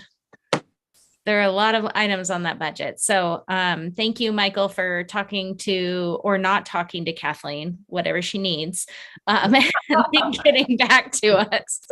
This was my biggest fear. The budget process. And then Kathleen leaves. And I'm like, oh crap. You know, I just want to note also, if the group wants to go back to 3 meetings, maybe not having the first or third, we can do that. That is your decision to make. I would tell you, you don't want it. Okay, I'm offering I mean, we because can talk about it, but yeah, I don't think we're not, you know, that's not our decision. Yeah. And I think, remember, because I was like, I like 3 meetings and everybody else was like, meh. But it was helpful. So if we could have more information in between to be able to like digest it and ask questions, it's always helpful, especially for the newer board members, because it's a lot. So we don't necessarily have to go back to 3 meetings, but more information would be good. And Michael, I think you mentioned a recommendation around the reserve. That one, like how much we would want to move to the reserve. Did I miss it? You probably didn't. No, I But think, just, that feels like a big decision this year, right? I don't think this year, what we're going to transfer to do the capital projects and everything is already considered in the budget. But we might be coming forward in the next couple of years and say, we need to transfer 3 million or 4 million to the deferred maintenance, or we need to spend money on Madras, or we might have to spend money on Redmond. So I feel comfortable where it is right now, but we'll have to address some of those issues in the future. And then, you know, the board would decide. Does that make sense? So we're in the range. We don't have to do anything. Okay. It'll just roll over Mhm. in the general fund, or stay in the general fund and roll over. Okay. Yes.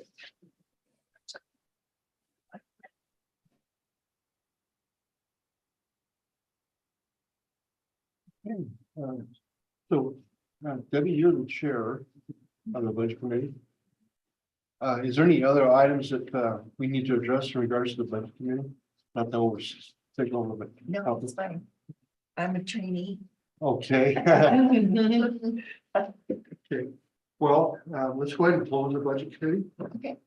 And appreciate our volunteer budget committee members who are attending by Zoom as well as in person. Hopefully we'll get the other three parties to be here next time around. Certainly get a hold of Michael, particularly Roger. I think we got enough information to our staff to get what you're looking for. I have to agree there are probably 2/3 of it, so I think we'll be in pretty good shape.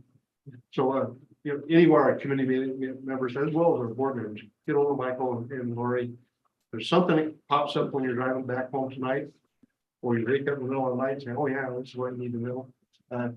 Don't call them in the middle of the night, just send them a note. You call Michael. He's up. Or that. We're not joking. Okay, well, with that, thank you very much. And if you're more welcome to stay. Anyone want to take a 5-minute break? Yeah, Sure. I do. Okay, let's do that. So we'll be back at, The clock's missing. yeah, 7:38. Okay, those of you on this side of the table, those windows, it's weird. One of them's got a different coating than the other. Because, Yeah, it does. because they look, yeah, The things you notice. Yeah. Yeah.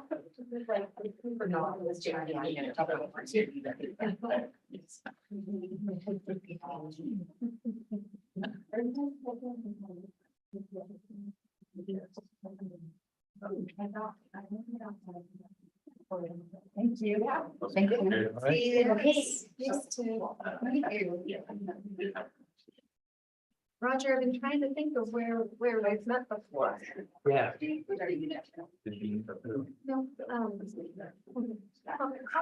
No, I live in your sister.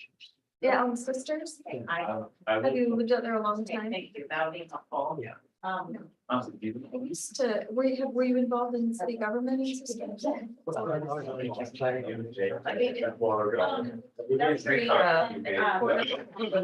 long time ago. I have a lot of land use. Yes, yeah, I'll just send you the dates. Great. Oh, They were all great. No, well, And it turned out well. Yeah, they were nice and fluffy. Good. Glad to hear it. I've had a whole 8 years. Thanks, Lindsay.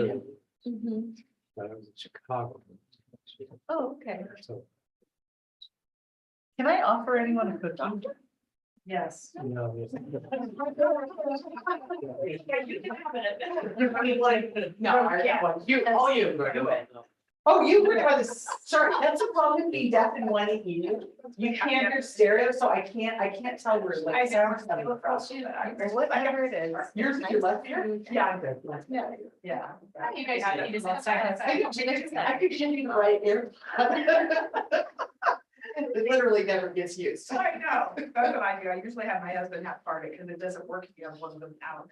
You know, if you take one out, it stops playing. And maybe I just checked. It does stop playing, take one out. Yeah. Yeah, thank you, Lori, for saving me from hangry. You're very welcome. I'm sorry, I didn't hear that it was you. No, thanks. I might have taken it right out of your mouth. Heard about, she's really hungry. Yeah. Are there cookies downstairs? There were. Want me to bring you some cookies? Bring the tray. All right, I mean, I don't know where it was. I was like. You know, we used to have the habit of bringing the dessert up to the meeting. I'm gonna teach Kyle that. Part of that. We need to teach Kyle that. We do need to. Yeah, before they take it all back. Yeah.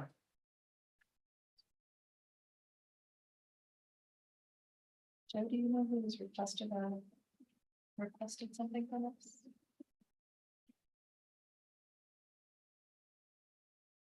Yeah, that's from the Denver School District, And did they reach out to, Lori. they reached out to Lori? So we'll be addressing that in our executive session. Or no. That's on agenda. Yeah, that's the endorsement, that's bonding, Ben Lapine bond.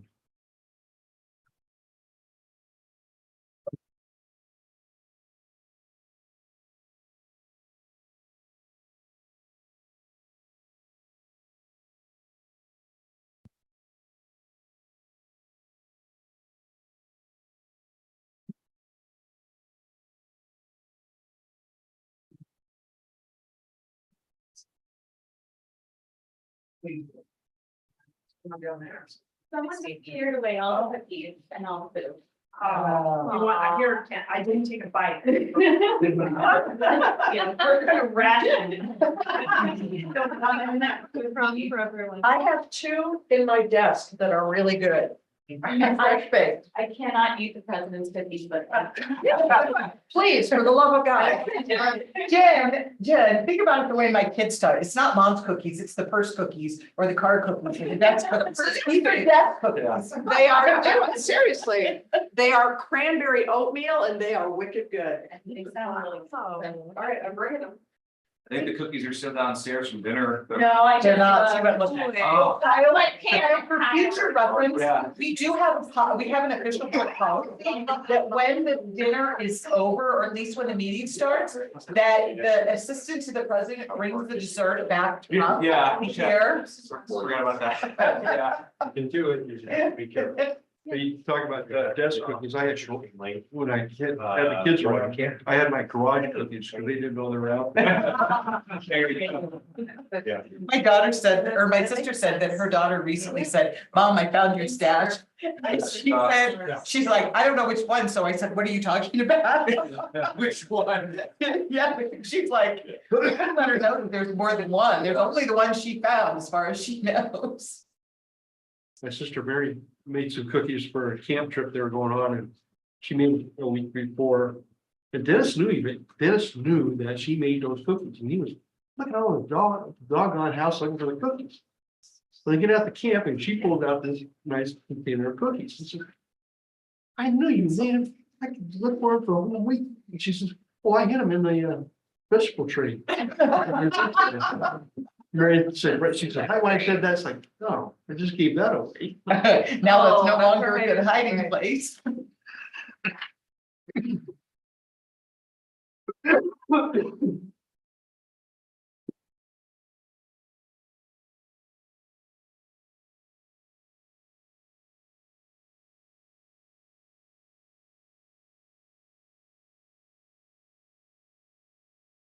So we have. We're missing. Oh. We're not missing. No. Eric, Yeah. so I guess let's go ahead and reestablish our meeting. Lori, thank you for this. You're welcome. Good catch. Did everyone, all the board members get a chance to sign the Yeah, card? there, you can find what's in the room, so. And Erica. Erica did. Yeah. Jim and Erica. Okay. But we'll see if we can get those before we send them. Okay, let's go ahead and reestablish our regular board of directors meeting. We have a consent agenda. Has everyone had a time to gander at it? Is there anything we need to change or address? I would entertain a motion to approve it. Motion to approve the consent agenda? Correct. I make a motion. Okay, motion has been made Second. and second by the Aaron team. Everyone in favor, please say aye. Aye. Any opposed? Okay. Information items, these are items that, budget status and new hire reports. If there's any questions, our staff are here to entertain any comments or questions. Okay. Hearing none, we'll continue on to new business. And let's talk about new programs. You may not have met Nick Rechtenwald. He is our Director of Curriculum and Assessment. He's a really smart guy. And he helps our faculty with creating and revising curriculum. With all of our assessment efforts, he wrangles us through all of the state bureaucratic processes. And am I remembering, were you an English faculty member? Well, yes, I don't want to, bias anyone against me, but I was. No, for me, that's good. So I say it just to show how brilliant you are, what good choices you make. But Nick has been just incredibly valuable to the institution. And I think Anne Marie would be here with him, but you know where she is. So Nick, I'll leave this to you. Yeah, so you have in front of you some new programs that have come through our curriculum review process. I think Laura did a great job explaining my role in this, which is to guide faculty through. There are essentially three sets of standards that all new programs need to fit. There are the COCC standards, there's PAC CCWD standards, and then there are NWCCU or regional creditor standards. So making sure that the programs that are in front of you are not going to run afoul of any of those particular standards, and then also align with best practices about what we know about curriculum design and pedagogy, and of course, importantly, the college's mission. In this case, these programs, as they relate to workforce development, we're looking at programs that are really key to that. So I'm happy to answer any questions about any of the individual programs. I'm happy to talk about them. Whatever would be easiest, most helpful, supportive to your deliberations. A question before we get into those. It has to do with the reason you would take these classes and get these certificates at a community college versus some other institution or group? What helps us stand apart and make them more important? Well, many of the certificates that that we're talking about today, or really any of our, especially I would say our short-term certificates, are not available at other institutions. Certainly not accredited institutions, which I think, you know, is important to students who are seeking financial aid to help underwrite their education or support their education as they move through it. So one of the advantages of coming through a community college through a program like this is the sort of support that a student gets to pursue something that's not going to be available at a four-year institution, may not be available at certain private institutions. And we work heavily and closely with advisory boards in the area to make sure that the certificates, and that's true of everything you're looking at today, meet workforce needs. One of the standards of approval for the state, but I think we would want this standard even if they didn't insist upon it, is showing that these certificates lead to gainful employment in areas that have need for gainful employment. And so I think that's another way to consider it is yes, there are a lot of standards to move through. They're sometimes complicated. Faculty don't love coming to the curriculum office. It's often a long conversation that can involve some, you know, some pretty hard no's in terms of what we can do. But those standards are meant to protect students and make sure that what we're offering is a good return of their investment. I hope that answers your question. No, it's good. I think I've asked this question before, but I'm not sure that anyway.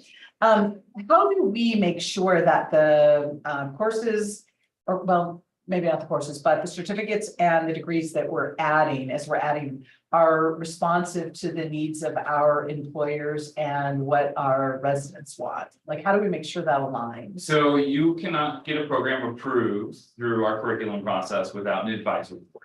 And that advisory board needs to be comprised of members of workforce in at least, at a minimum, some member of the workforce in the area who review the curriculum, review the courses, review the program outcomes, and sign their name to a letter of support that says, yeah, we think that this program, we would hire graduates or certificate holders from these programs with these skills.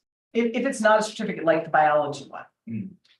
The biology one works a little bit differently. That one we might want to consider that one in a different category. The biology one is part of the MTM process. I don't know how much the board has talked about the MTM process. We've had Tyler here to talk about MTMs. And he did a great job, but you also know how confusing some of those things are. So I think we're familiar with the concept, but the details may be fuzzy. The broad overview of the MTM process is that it is a state. What's MTM? Sorry, yes. MTM stands for major transfer maps. Major transfer maps that acronym probably doesn't illuminate anything at all. What a major transfer map is it's an initiative led by the HEC and CCWD to create pathways in the form of certificates that guarantee students, if you complete, for example, the biology, AST, MTM, that you can then transfer to one of the OPUs in the state and get started on your major. OPU being an Oregon Public University. Yes, please. I know acronyms are endemic in higher ed, and I'm happy to define any of those. But yeah, so major transfer maps is a fancy way of saying these are degrees that exist at the community colleges. The community colleges sign on, agree to offer these. Faculty get into groups and hash out what the curriculum needs to look like. That's community college faculty and OPU faculty coming together. They get very complicated because the OPUs maybe don't have to play as nice with this process as the community colleges want to play nice with, I think. But at the end of the day, the idea is to ease transfer pathways for students to the OPU of their choice in the state without wasting credits, which is a large problem, I think, in higher ed in general, and certainly in the state of Oregon. So MTMs and the biology AST, you would have seen the board, you know, if you were on the board last year, you would have seen two other MTMs come through last year with the English AAT and the business AST. Those are transfer degrees, whereas the other programs are all CTE. Are there any others besides English and business? English business, biology would be another one, and then we have the elementary ed, AAOT. I believe that those are the ones that we have approved. There are others in the works too, and there will be continually each year. The state is trying to tackle 1 or 2 focus areas at a time. So you'll see more of these next year and the year after and that kind of thing. I was at a certain point in the year, I was anticipating bringing you a computer science MTM, but to the point of them being complicated, they can't agree on certain courses, and so it's been delayed and we're not going to implement it this year, but we're on track. So when a teacher teaches one of these classes, you make sure they have the minimum requirements to satisfy the regulatory. But they could do more. They could talk about more things because that's what's relevant to maybe the local industries. Sure, yeah, I mean, it'll vary based on whether we're talking about curriculum at the program level, and that is what what's in front of your agenda today. At the course level, really, we want all of our courses to have observable learning outcomes, and we do want our faculty to make sure that they're teaching to those learning outcomes. That comes in the other half of my job title. That's the assessment side of my job. At a minimum, we want to make sure that we're teaching what we say we're teaching to students and demonstrating how we're doing that. But faculty have wide leeway in how they approach those outcomes too. So for students who get an AOT and I'm just trying to think of a good example, but something besides these ones that have a specific transfer map. Thank you, transfer map. The experience for them when they transfer might be that they would need to take a prerequisite over again, or they would need to take a certain number of lower division credits to be admitted into a program or an actual degree program at their transfer school, or? It can vary on the receiving institution. The AOT was not the state's first crack at the problem that the MTM is attempting to solve. But whereas the AOTs are sort of a very broad general degree that's meant to apply and satisfy lower division requirements at four-year institutions, the MTMs are meant to be more targeted to try to get at what is continued to be an issue for transfer students out of the AOT, which is, a course didn't transfer, or now the AOT, when taken and transferred in as a package, is meant to sort of satisfy, but if the student doesn't complete the AOT, they did part of the AOT, then more transfer issues arise from that. So, advising, think of it also as an advising tool, these major transfer map degrees. So Nick, for the other, did you have something, Joe? Right. For the other programs, the certificates, what's the, how does the Center for Business, Industry and Professional Development relate to these certificates? Are these courses being developed under the umbrella of that center? No, generally speaking, no. Sorry. No, go ahead. I mean, I'll jump in after you do it, if I have to, but I doubt it. The Center for Business and Professional Development largely deals with non-credit courses and non-credit certificates. The caveat here for, I would say, which isn't to say that we don't work with them at all. The pre-apprenticeship, the construction trades readiness certificate that you'll see in there, we actually designed to crosswalk with a non-credit training certificate that is offered out of CBIPD, so that a student might opt to take the credit bearing version over the non. It's about providing flexibility for students. That's particularly important for any student that wants to participate in that certificate enrollment college now programming, because college now programming high schools will not articulate non-credit courses. So having a credit bearing option gives those students more pathways to that particular certificate. So for instance, like the automotive program, I guess what are they developing over there then? They would generally, the credential we have on the non-credit side of things, if we're talking about credentials and CBIPD also does a lot of just, very important courses, right? But the non-credit training certificate would be what we have in the non-credit space for a credential, for someone to put on their resume and say to an employer, this is something. And we know a lot of employers don't really have strong feelings about credit bearing versus non-credit. That's not true everywhere, but a lot don't. So CBIPD is a good place to go if you're interested in developing a non-credit program. Automotive, that's a credit program here, and there are certificates within the degree. Yes. Yeah, so certain programs have AAS degrees, but then they have what we call stackable certificates within those degrees, so that students can complete segments of it, still come out with a credential, or add on to their credentials in a particular segment. Automotive is a good example, actually, of a program with an AAS, but lots of smaller bite size. So you could do this program alone, standalone, without really doing the whole automotive program. There are people who say work in the automotive field who need to learn something new, and they'll come and take just the EV or whatever. just the Yeah. certificate, or they might take them all over time because again, the work. And I think the automotive program is a good example of what your question was too, and Jared Green, the program director there, going out to the service centers in the area, the dealerships, and finding out what are the skills that are most in need in these shops, and then designing a program, a certificate of courses that are key to that, sharing that with that advisory board, and that advisory board saying, yes, we stamp our name to that. And so that's true for every one of these programs. There's some function like that where these are being developed in collaboration with workforce.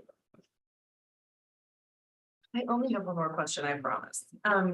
But how is it easy for students to access this information around certificates? Like, if you wanted to get a certificate from COCC, could you go to COCC certificates and kind of think to yourself, I could do this? Yeah, I think there are a lot of different ways to get at this information. I mean, one of my office's main responsibilities, and lots of offices on campus share responsibility, but the catalog, all of these programs, once approved, go into the catalog, and they go into the catalog with detailed information.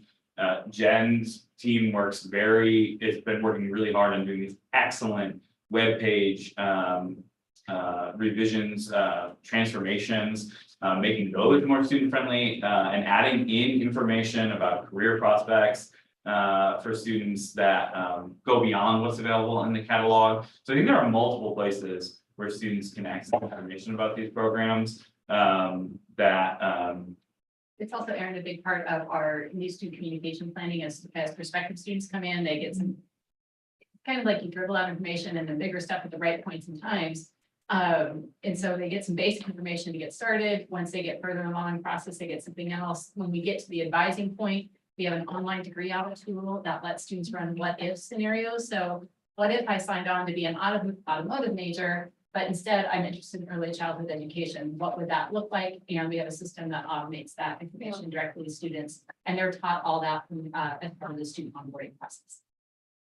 And I'll just jump in and say that, to add to what Alicia said, our CRM, so our we call it customer resource management tool, with these redesigns, we're building customized connections for every single discipline onto those new web pages, so that if you come and are interested in automotive, you can request information and not only do you get entered into that broader pipeline of, you know, we have housing scholarships, but you also get to hear our extremely targeted specific information about automotive.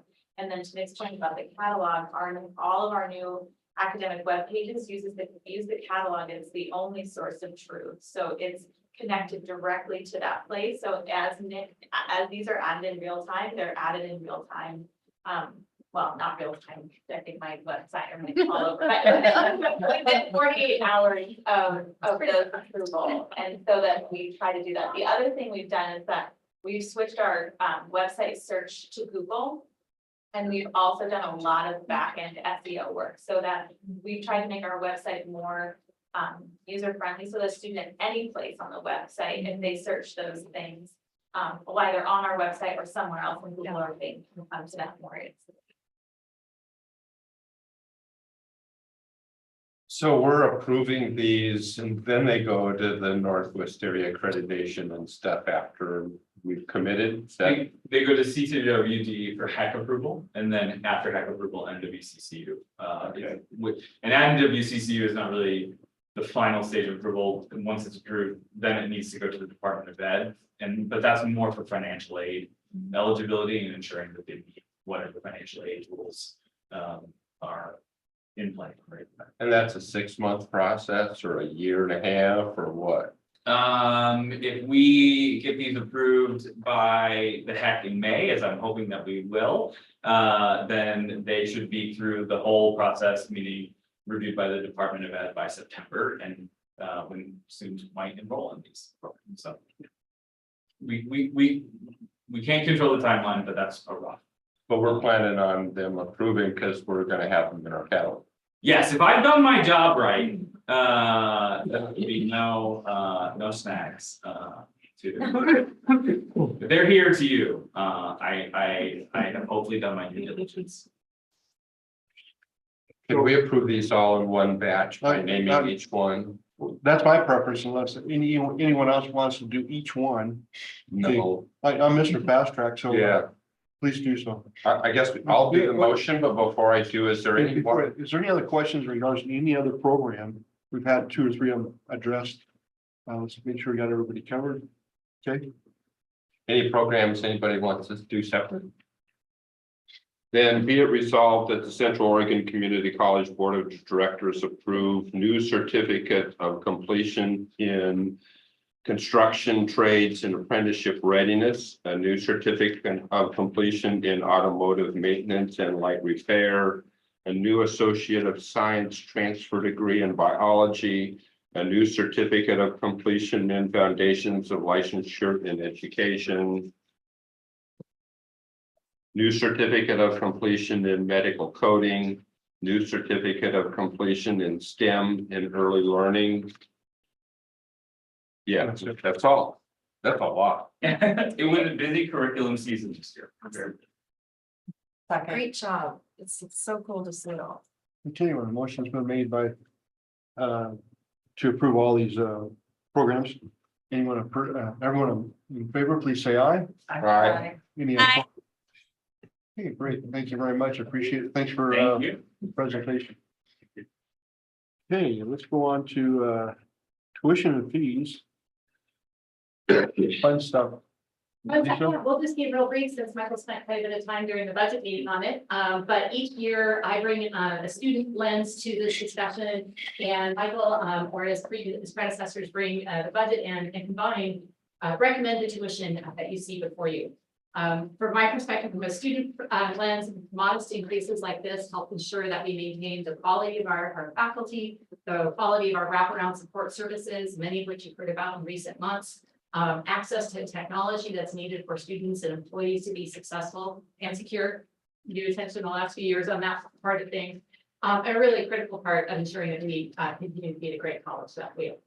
So I'm happy to answer any questions from that student lens perspective. And I know Michael can do math better than I can, and will answer it from a budget perspective. Any questions for Michael or Alicia? No, I heard it from Michael. I'm good. And we talked about it 2 meetings ago too. So one of the things that by doing it every year, there's smaller increments. I've been on boards where you do this every 4 or 5 years or every 10 years, and then all of a sudden you have a bigger problem and you never participate. So these are all, we've always questioned, is it enough? But saying, or is it too much? We have to lean our staff to be able to say, here's what we suggest, here's what we need to make this program successful, as well as we don't compromise anything that, with our staff too. So with that, is there any questions, anything else? I move the Central Oregon Community College Board of Directors hereby approve the proposed 2024-25 tuition and fee rates presented in section A of the draft resolution. Okay, the motion's been made and seconded. Everyone in favor, please say aye. I, Thanks, Erica. Okay. On to Board of Directors operations, new board member orientation. So, go ahead. I asked that this be put on the agenda.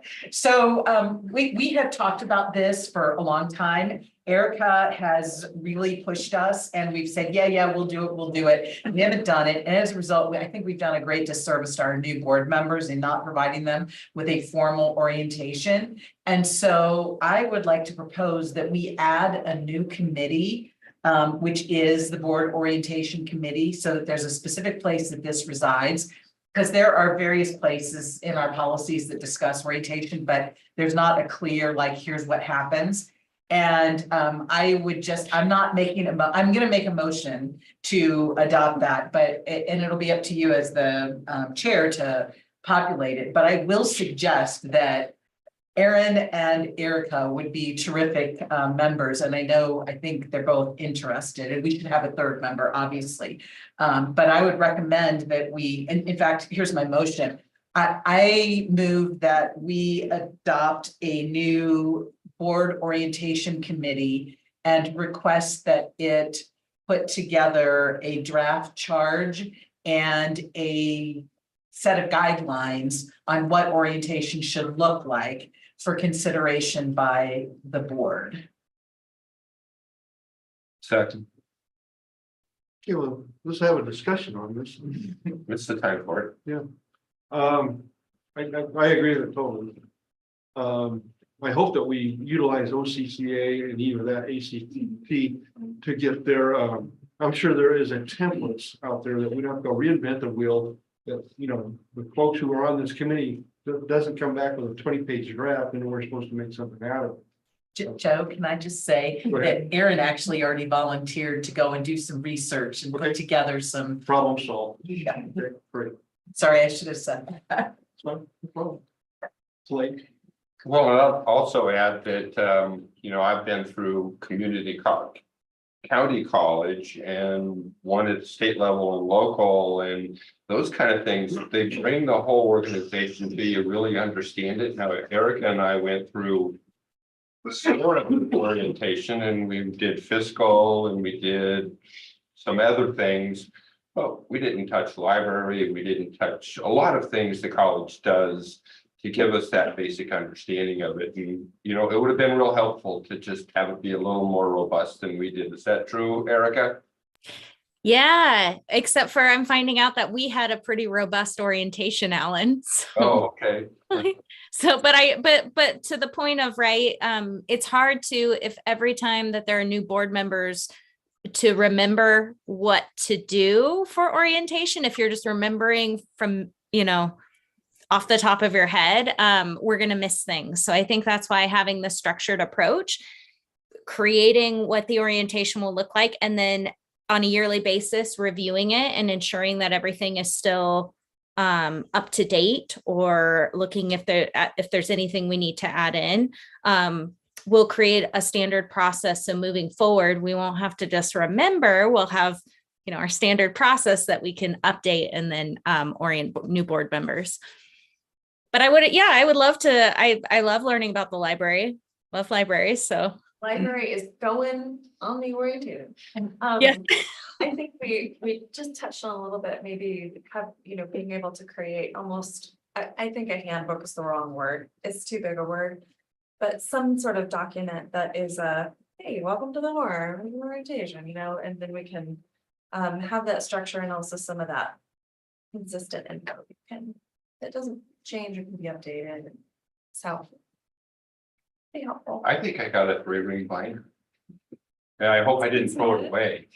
Because I'm cleaning out my We'll find drawers. it I'll out go look and when I get home. Please share it. We'll Okay. take a look. It'll be old.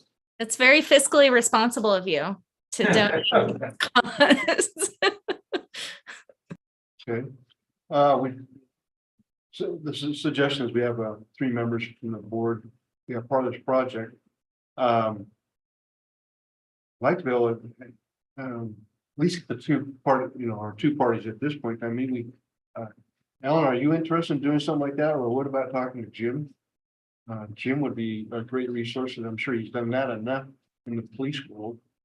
That he might be a good resource for that. I think Erica would say the same thing I did better, and Jim would be good to do that, because like you just said, he's had experience and could bring maybe an outside perspective to what we do here to make it change. So let's go ahead and appoint. Point Jim in his absence. We have to No. create the committee first. Oh, okay, that's right. So to create the committee, the motion has been made and seconded. Any further discussion? Everyone in favor, please say aye. All right. I Opposed? Okay, great. Thanks, Laura. Appreciate that.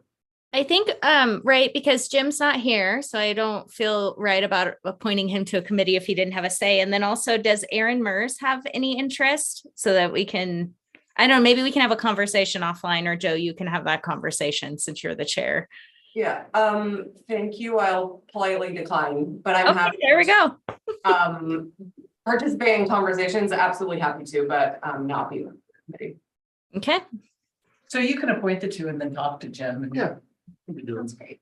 There's two other of us could possibly fall in place, but I'd like to see Jim. He's done a lot of that stuff. I just want to be on record saying I am not interested. Yeah. Like, just because it's gonna be more work and I've got, never mind. Yeah. We're all. So, but yeah, if Jim could do it, that'd be great. Okay, so let's, I'd entertain a motion that we appoint.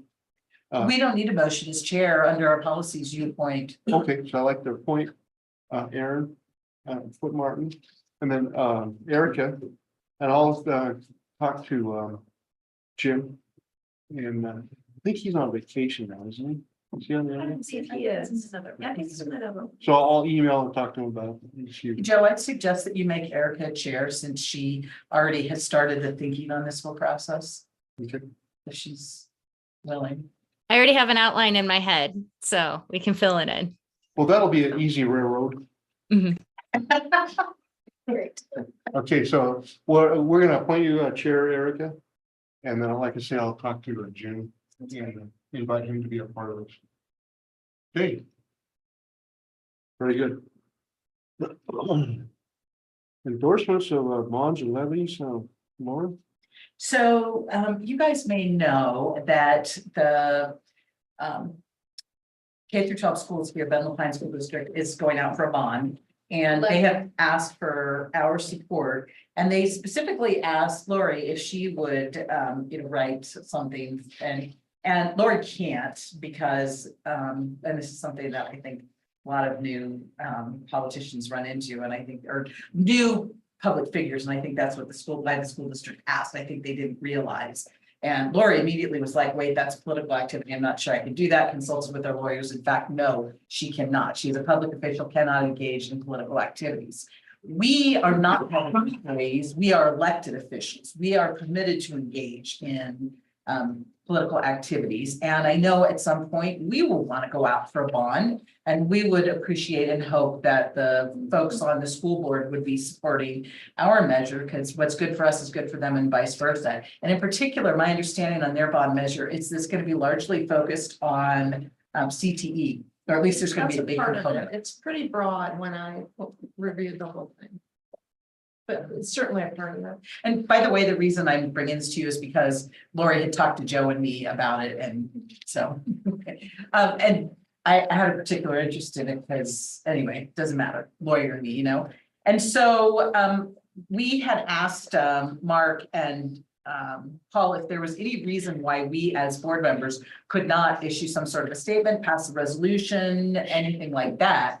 And Mark and Paul told us, no, you as elected officials, not public employees, can pass a resolution, or any of us individually can write op-eds for the newspaper or anything like that, but we cannot use staff time. So that means that if we're going to do some sort of a resolution, then we'll need to, among ourselves, write it up and et cetera. Mark, anything you'd add to that? That's exactly right.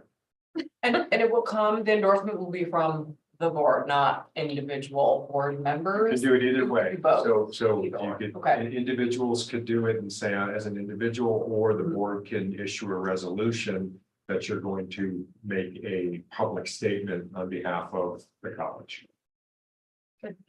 So, Board. college. so if I as a board member, want to do it, I can say I'm a board member, or I just say I'm a public person. Because it seems to me like if I say I'm a board member, it should be the board saying. it. Yeah, you have to be a little careful there, because then you're implying that you're saying something on behalf of the board. Okay. So you're either a board member who says, I am a board member and making this personal commitment, not a comment from the college. Or you guys can have a resolution where you decide that you will have a statement from the college. So individually or college, but keep them separate. So is it from the college or from the board of directors of the college? You can say it's from the college. Mark, can I ask a question about, we see an awful lot of times, public officials endorsing a measure in the voters handbook, for instance, putting their name under a list of endorsers, with their title. In case of our board, your sense would be that maybe we would agree as a board to endorse something first, or that board members would not be doing that unless we had obtained permission of the board, or the board had agreed. I see a lot of city councilors, county commissioners, individuals, throwing their name on something that the board might support. But Yeah, and this issue comes up occasionally for this group too, and others with that kind of stuff of who's saying what for who. So any individual board member can do any of these things on their own without the permission of the other board members. But you want to be consistent, and you don't want to send out any mixed messages, and you don't want to send out any messages that someone who's saying something individually is saying it on behalf of the college. So you can do it, but to the extent that you all are on the same page, Right. you certainly want to stick together and do it that way.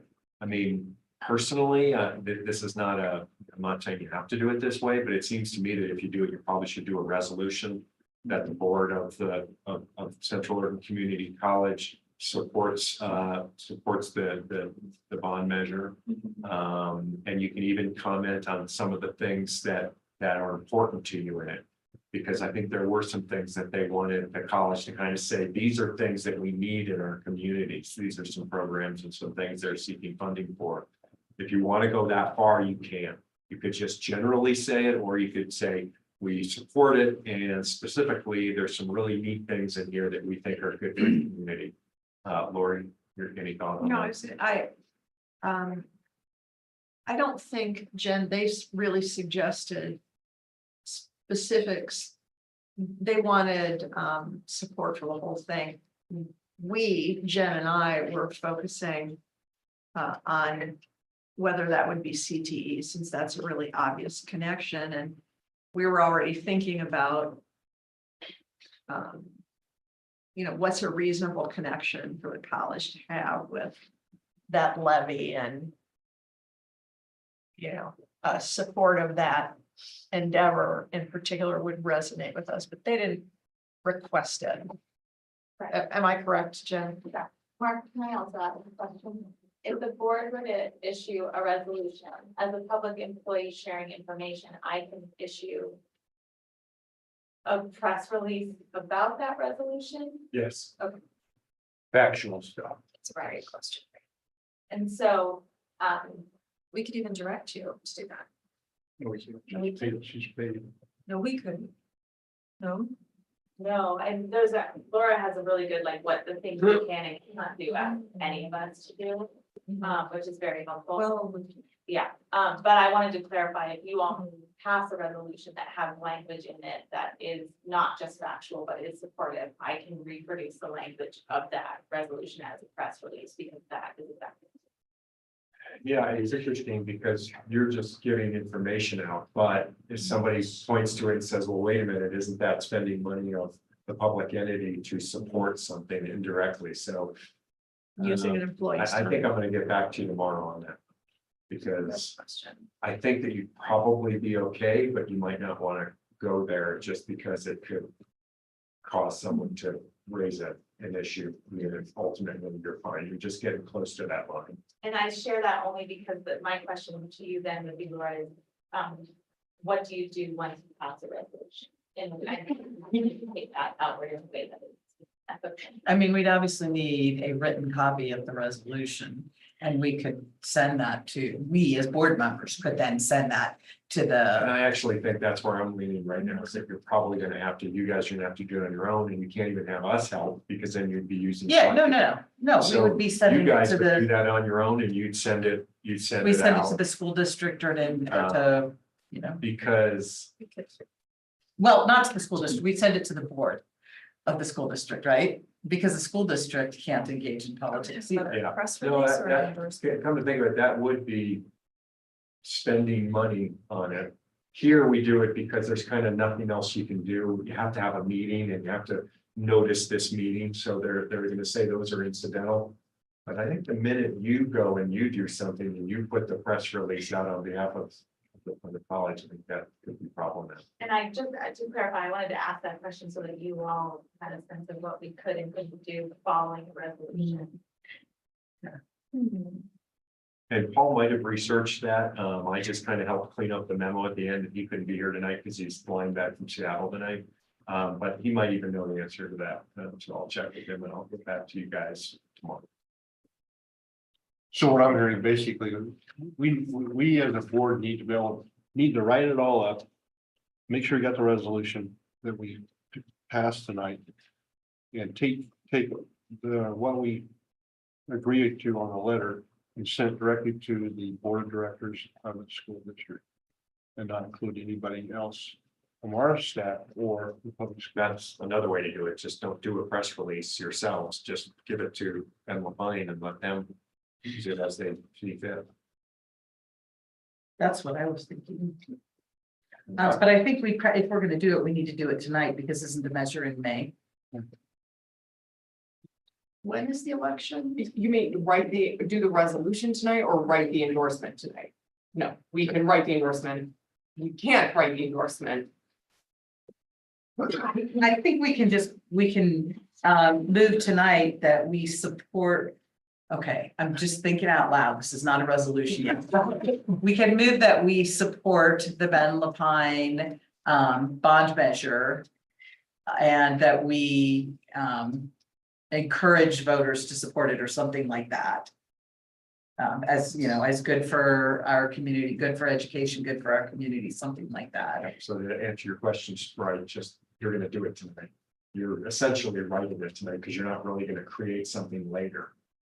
It's gonna be what the vote is. So the board voted to support Okay, the bond measure. okay, we're not, oh, sorry, you had mentioned perhaps adding some more specifics about our reasoning for, like if we mentioned CT or something, so maybe, so. And you're right, that's now. We should do that now. So if we. okay. Yeah, if we want to do that, we should do that. And the election is the 21st of May, which falls after your May board meeting. Right, but it wouldn't give them much time to use this, right? I also just want to, it's a levy and it's called a learning levy. Sorry, the learning levy, thank you. It might be good to say that specifically. Yeah. Are you looking up the levy verbiage? I am. Okay. What if what if could we move this item to like later in the meeting? Maybe could we do it when we adjourn back to the open session after our executive session? Is there any reason we can't do that? And that'll give us all time to think about it and come up with some language. Well, how do folks generally feel? What if we were to vote to endorse this study? And then assign one of us to draft something that would then be approved by the chair and the vice chair. Or something like that, because no one's. That's what I was wondering. Yeah. It feels a little, And that way we'll leave and we'll write something and it'll get a couple eyeballs on it, but we've got permission, nobody's Yeah. worried about it. you To know? follow up on that, Aaron. That's what I was just gonna ask. Are we generally supportive of?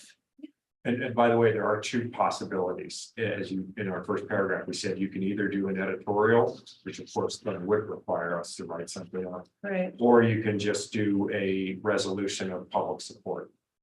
And we could, if you did a public support resolution, we could put some language together after the executive session. If you decide that you're gonna do the editorial, obviously that's gonna have to give some leeway to someone to draft that. My preference would be a support letter. Simple, but also when you get an editorial, then all of a sudden you could get into a challenging times. Facebook and everybody else. Heading in the right direction. I'd be in favor of a resolution that that said that the board supports it. And that authorizes Aaron to write, 3 or 4 sentences explaining why we support it, that it benefits education and that we're supportive of that. And can we do that? Sure. We could, I think that maybe I didn't mean to presume you were. agreeing No, to it's it. and Aaron Mercer would be an excellent person to write it as well. I'm just thinking how. You just threw out the idea, so Of the point of supporting the resolution is to ensure the public knows that we agree on, that we are supporting it. So we want it to be public, that we've done this, so. You were saying we could send it to the school district. They have their own challenges. To the board, the their school board, not to the school And district. there's 'cause they probably can't. a campaign, but.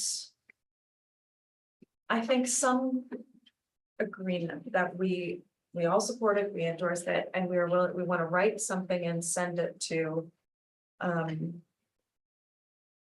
The board of, or the campaign. I would agree. To share out to the community our support. And whoever writes it, I'd love to have a second set of eyes, so maybe have Joe approve whatever it is as the chair. So I would anticipate that it would be a 3 or 4 sentence letter. And if you look at the levies verbiage, we may throw 1 or 2 items in there. CTE, I think, is important. They'll say this is our connection to that effort by the taxpayers if they decide to vote for it. Yeah. We will be a good partner with Ben with nice. Just thinking about it, my sense would be that we could send our own press release out to media that just says we as a board have passed this resolution. We have a very short quote from you, Joe, about what our thinking, and then anybody with any follow-up questions from the media could call you. And you could.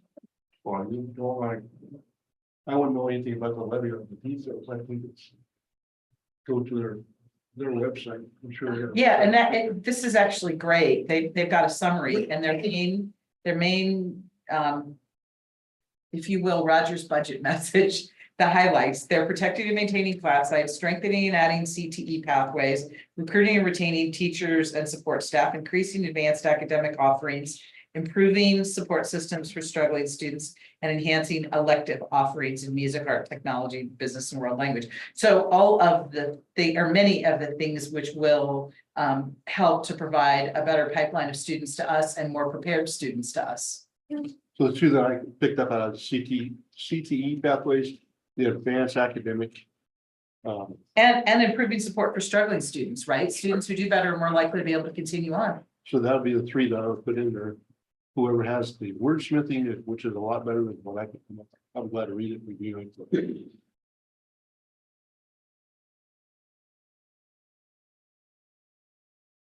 So who would be willing to write it?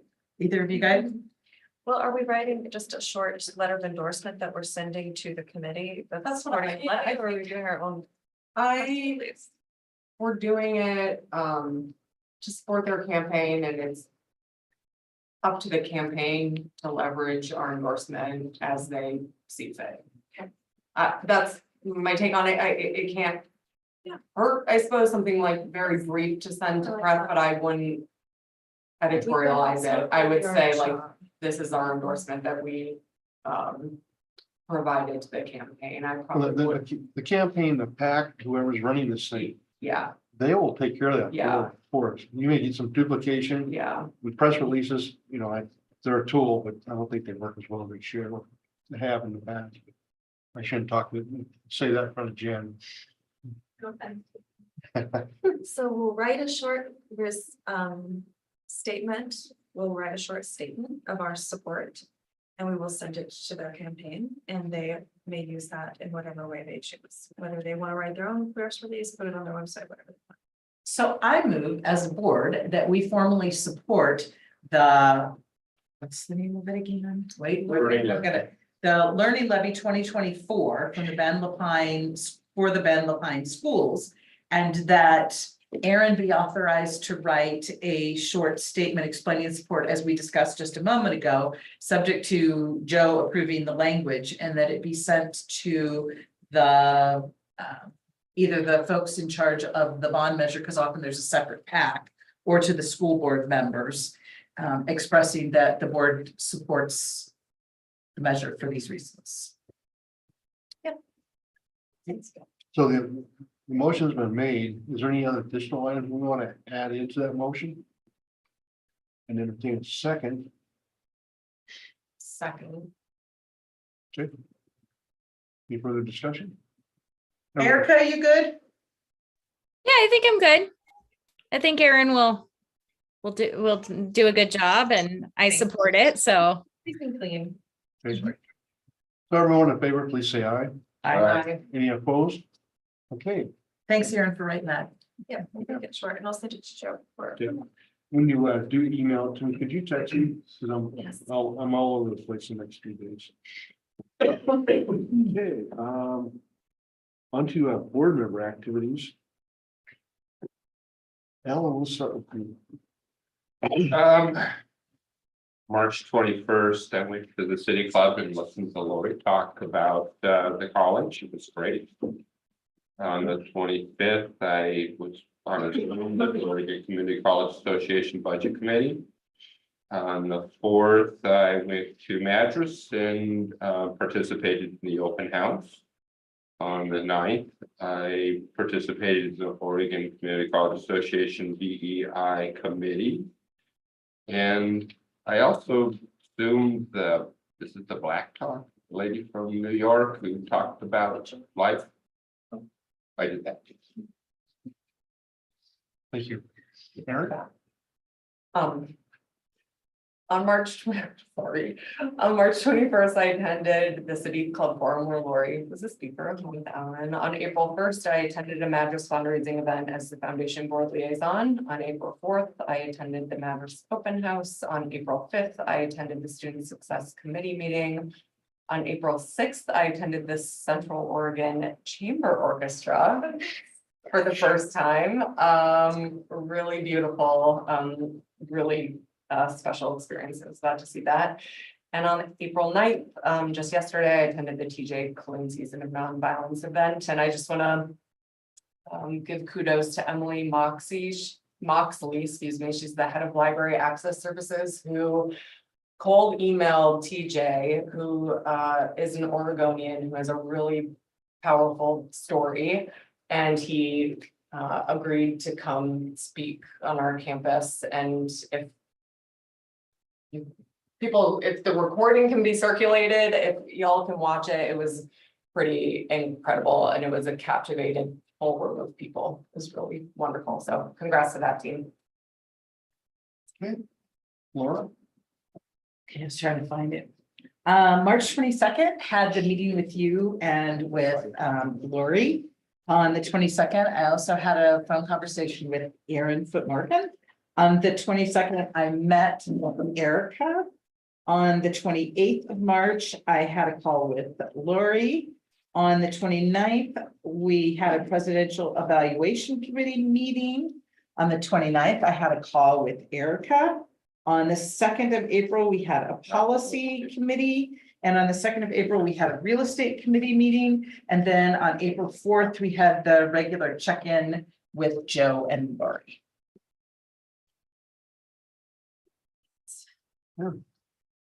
March 15, I attended the Lapine High School Career Fair. It's really fun. March 21st, see Lori speak at City Club. It was great.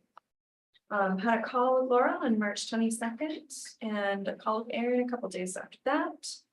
March 27, visited the Lapine High School Steering Committee. Had a few other calls that week with Erica and Erin. And then on April 2nd, attended the policy committee. April 3rd, the Sun River Lapine Economic Development Luncheon down in Sun River. On April 4th, went up to Madras for the wonderful event. April 5th, the Student Success Committee. April 7th, the Chamber Orchestra, which was great. And then yesterday, the South County Adult Education Committee with Cindy. It was a really wonderful meeting. They were very energized to talk to Cindy. Thank you. Erica? Yeah, so I've had calls with Laura, with Erin Footmorgan, and with Lori Chesley since the last meeting. I did meet with Laura on the 22nd. We had the policy review committee on April 2nd. And then our student success committee on April 5th, where we're diving into the data together. Great, thank you. I myself, on March 22nd, meeting with Laura, the president, and myself. Quarterly real estate meeting on the 2nd of April. 4th of April, the Matters Open House, and I appreciate Erin and Ellen coming up to check out our campus as well, be a part of that, appreciate that, with a compliment to us. And then on April 5th, Lori and myself spoke on Friday morning. And that's all I have. Okay. So you have the dates. There's a lot of things going on over the next 2 months almost. And so check that out. Kyle, have you got or are you getting the responses back in regards to the fall retreat doodle? Still need a couple. I can send another one to remind you guys where the link is, but we've got the summer retreat set up for June 21st, if memory serves correct. So yeah. Okay, good. So anyways, if you haven't filled that out that way, it'll be one more thing that Kyle can. Will you resend that, Kyle? please? Yes, of course. Thank you. And June 21st is the summer. Correct. On Friday. What day is commencement again? Saturday, is it the 15th? Saturday, the team Saturday, hopefully, 15th, yes. Horrible kids. Never too early to put it on our calendars. In June what? June 15th. June 15th. Do board members play a particular role in commencement or just attend? You clap. If you would like, we will get robes for you and then you all sit in the front row and I believe there's an acknowledgement of the board members. I've only done one in person, by the way, traditionally, so that's why I'm We got struggling to to drive remember. through during the. The board chair is on the stage. It has some role. Alicia, you tell us. Yeah, the board chair is on stage, and as students walk across the stage, Anne Marie or I will read their names and their honors if they have that. They go to Lori to receive their diploma, and immediately behind Lori, the board chair, to receive a rose as part of the ceremony that we have. A little bit different than the rose ceremonies you see on TV. Sorry. Funny, okay. I'm not, I have me there, sorry. Safety will keep with parking. Great. It's hard to not cry at least once at that. And I will say our ceremony is short and sweet. Usually it's about, by the time you walk in, walk out, the whole ceremony is 2 hours from start to finish at most. So thank goodness you're here because I'm like, what did we do that one year we had commencement? I just remember, other, Carmen's. I remember Carmen's. Okay, any other items that we need to address this evening? So let's go ahead and close our regular board meeting, and in about 3 minutes, we'll adjourn with the executive session, and I do have something here to read. Keep everybody happy in Salem. COCC Board of Directors will now meet in executive session for the purpose of ORS 192.660, Section 2, subsection E, for the purpose of discussing real property transactions, and ORS 192.660, Section 1, subsection small I, performance evaluation of the CEO. Representatives of the news media and designated staff shall be allowed to attend the executive session. All other members of the audience are asked to leave the room. Representatives of the news media are specifically directed not to report on any of the deliberations during the executive session, except to state the general subject of the session as previously announced. At the end of the executive session, we will return to open session and welcome the audience back into the board meeting.